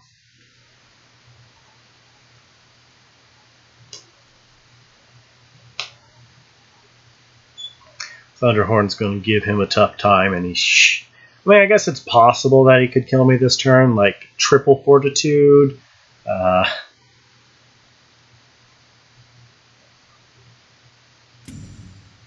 I guess that's only 18 damage. Interesting.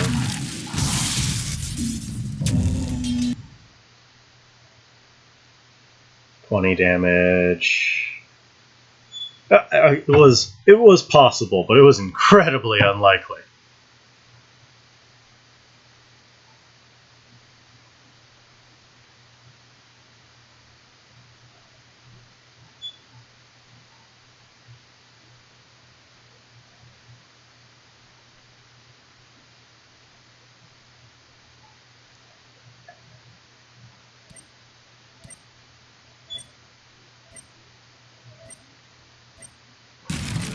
Ah, finality. Alright. Oh, he's played into the desert. Also killed off his own egg there. That was a little odd. Well, you played right into the desert, sir. They don't need the projection at this point. Desert it is! And then I've got Imara on curve next turn. Finality doesn't just win you the game by itself.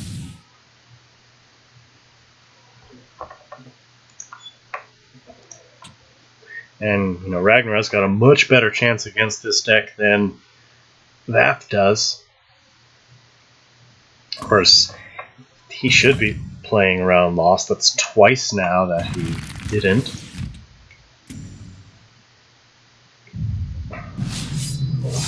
Oh, claws. Interesting. Don't see those very often.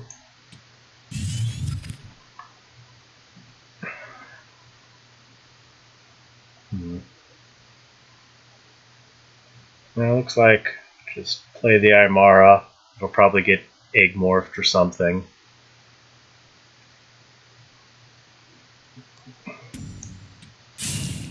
But that's okay.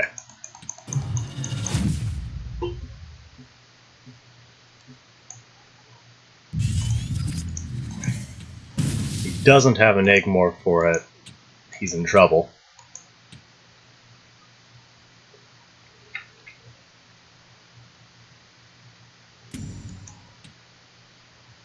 Taking a globe. Is he just gonna finality again? I mean, that would work. Okay, rebuking. That is okay. Rebuke and Earth Sphere. That was fancy. It did the trick.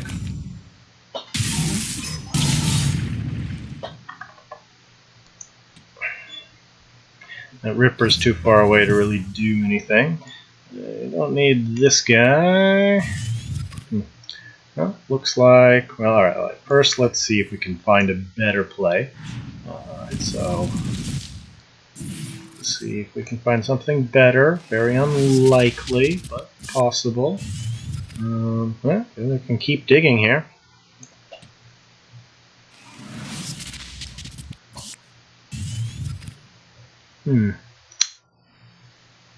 Celsius or Herald? I think Herald, actually. Just want to get him off my face. Well, my health is a bit too low right now. I can use Falcius as sort of a surprise finisher if need be.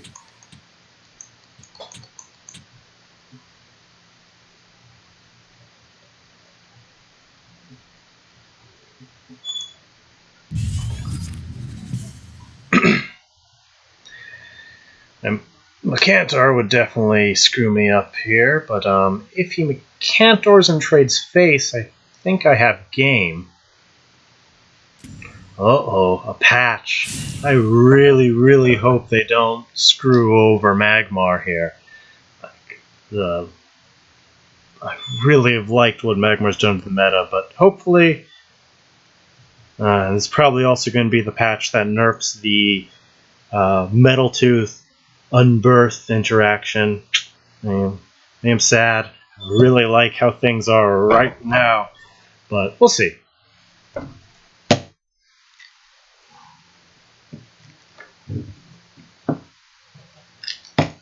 It is a really fast patch, too.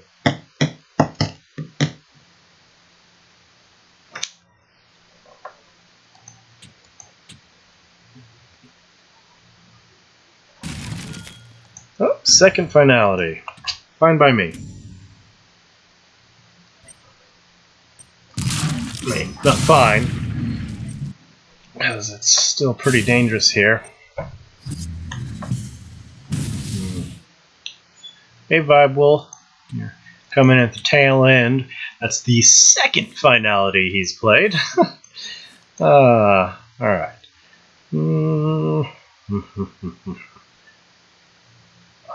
Just saw a notification for it on the client. Let me see here. What are my options? Falcius is good, but...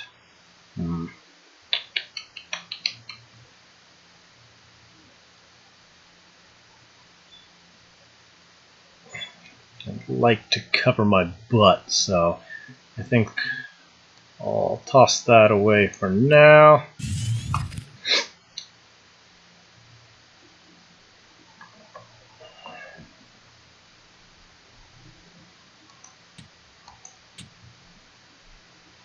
I could Blood of Air the Ripper, but it doesn't feel great. I'd really like to keep him off my face, because once he's on top of it, it's going to be a bad time.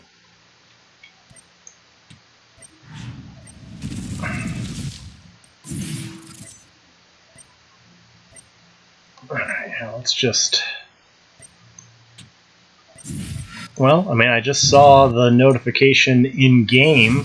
It just said, matchmaking will be offline until at approximately 1 PM to deploy a patch. This is the second finality. The first one was fine. The first one he was almost dead from. The second one's pretty rough here.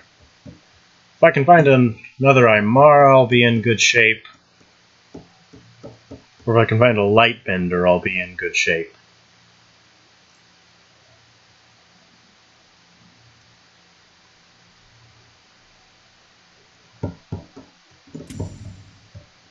Alright, he's trading. That means he's not on my face. That's good.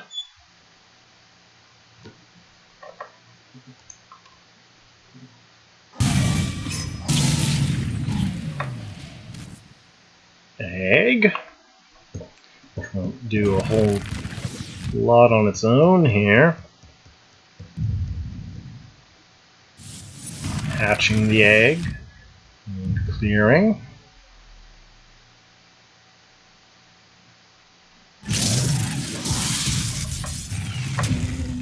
Alright, that is too many Blood of Airs. Lost. Close, but can't quite pull it off. I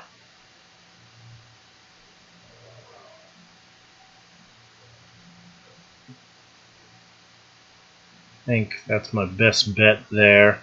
Just move this down, clear the egg, play bot, wall myself off. You can't get Ragnar into my face here with that now. And bot will hopefully give him a tough time. And then hopefully I can get my lost play next turn. My health is out of the immediate danger zone too. And his is getting back into the red.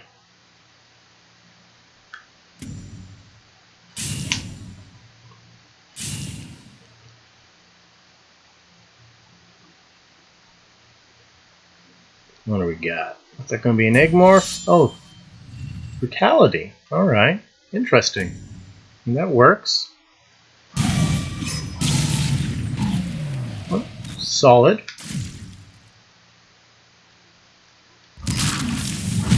Cleaning up. I'm probably not likely to be able to get my Lost in the Desert play. Well played, using the stun minion as a buffer there. I may just have to replace Lost at this point. It's looking, because he's going to be able to egg every turn, and it's not looking like I'm going to be able to pull that off. Okay, so I think...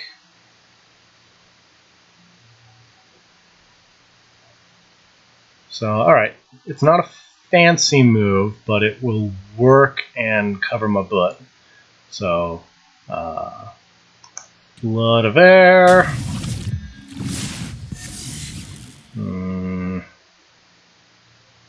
Doesn't cover me as well as I'd actually like. but 50-50 chance of keeping him off my face here. Did not get the luck of the draw there, but that's alright. So pop the egg, freeze the Ripper in place. I mean, if he comes onto my face there, he's not going to be able to kill me, though, because there's no other access for him, and anything he plays can get punished by Deceptibot. So this is okay.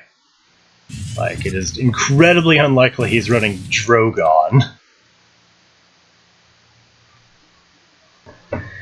Yeah, second finality is pretty tough. The first one I just about won, but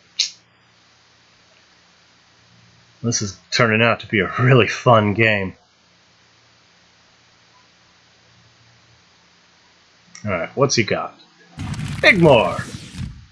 Well, that means he's not on my face, so I'll take it.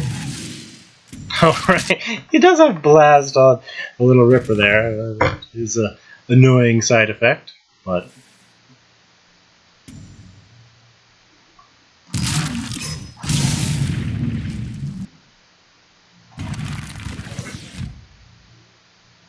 maybe I should have kept the Lost in the Desert play. That would have helped. Alright,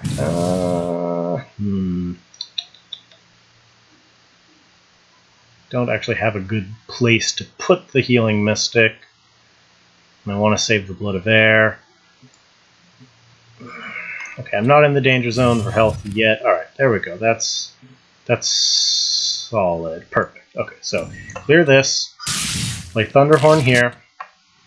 BBS, I don't care if that dies, but that does let me get the Falcius.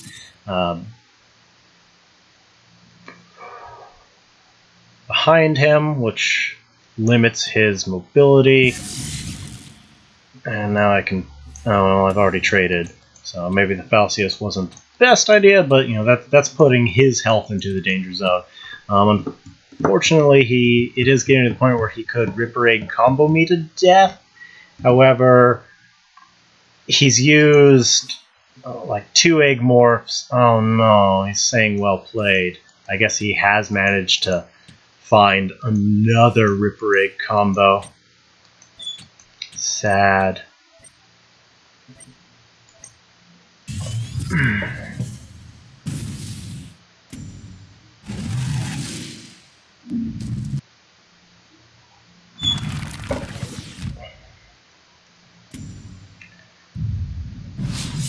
More incur, yeah, that'll... dang. Well, it was a really close game. You know, went through 2 finalities there.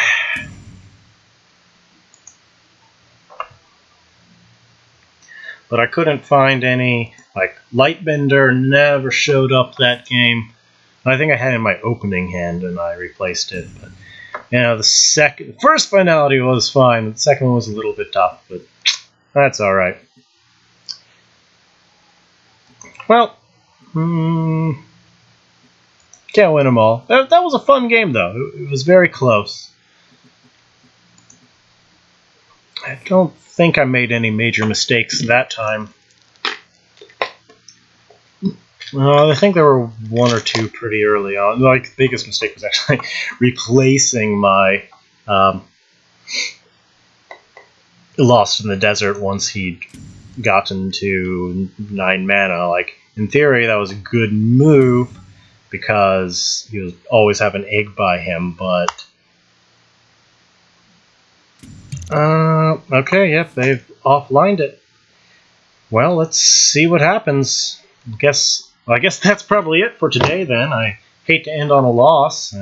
It has not been my best... well, I mean, compared to my off-stream match history, which is really exceptional, my actual streaming, of course, is where it goes horribly wrong. But that's alright. It's been a fun day. Lots of bad luck, but, you know, lots of fun games, too. And, you know, it still showed off the various decks. as well as,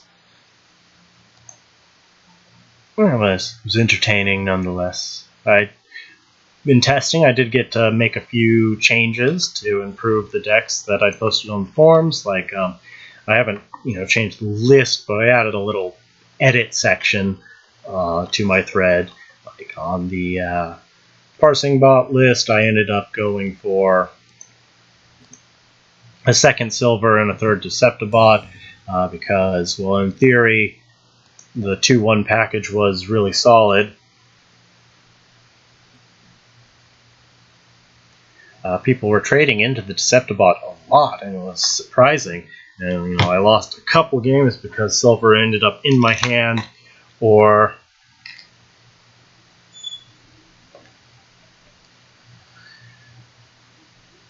they, summon one and then trade and not get the other one. So I changed it to 3-2, so no, not nearly as much bad luck possible with that. Unfortunately, that did mean I had to cut off, one of my Aymaras and my Light Benders to make it fit, which is a real shame because those are also really important in the Magmar matchups, but that's alright. I'm going to see if I can find what this patch is about. Don't see any info on it anywhere, and they're probably just going to hot fix a couple bugs that probably shouldn't be fixed. If they don't, I'm going to be a little peeved if they nerf the Metal Tooth Unbirth interaction and still don't clean up Sentinels. Well, let me see if I can find what this is about.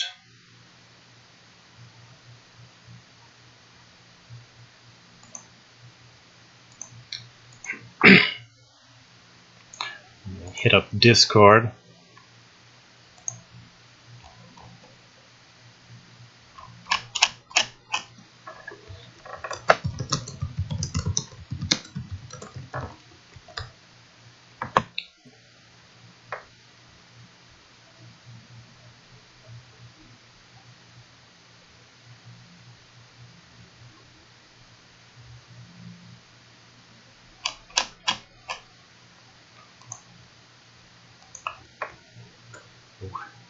Wish they would have, used the forums to announce stuff and not like Twitter or Facebook. Like, that stuff's really awkward for a game. Like, really should update your official sources first before using third-party stuff. But I mean, it's fine. Like, we're doing a patch. They'll let us know what it is, most likely. Sorry, I didn't mean to be such a downer about it. I'm just a little concerned. I'm very curious. I'd like to be playing the game. They're changing something. I don't know what. Duelist Twitter?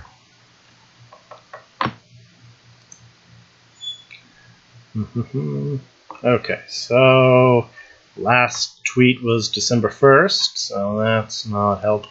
Wait, no.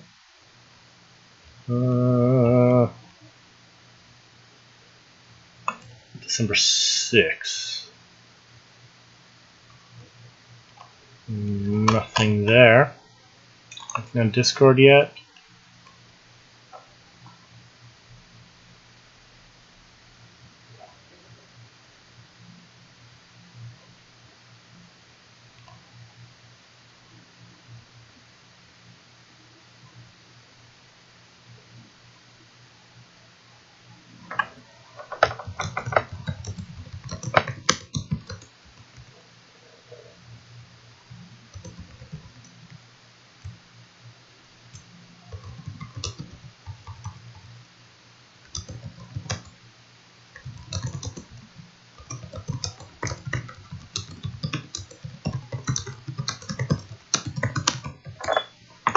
Well, thanks for stopping by, everyone. This was about when I'd planned to wrap up anyways, but got cut a little bit short. So I'll call that a day, and thanks for stopping by, everyone. I'll see you next time. I may do a little more tonight. We'll see. Well, this is Death Advocate signing off.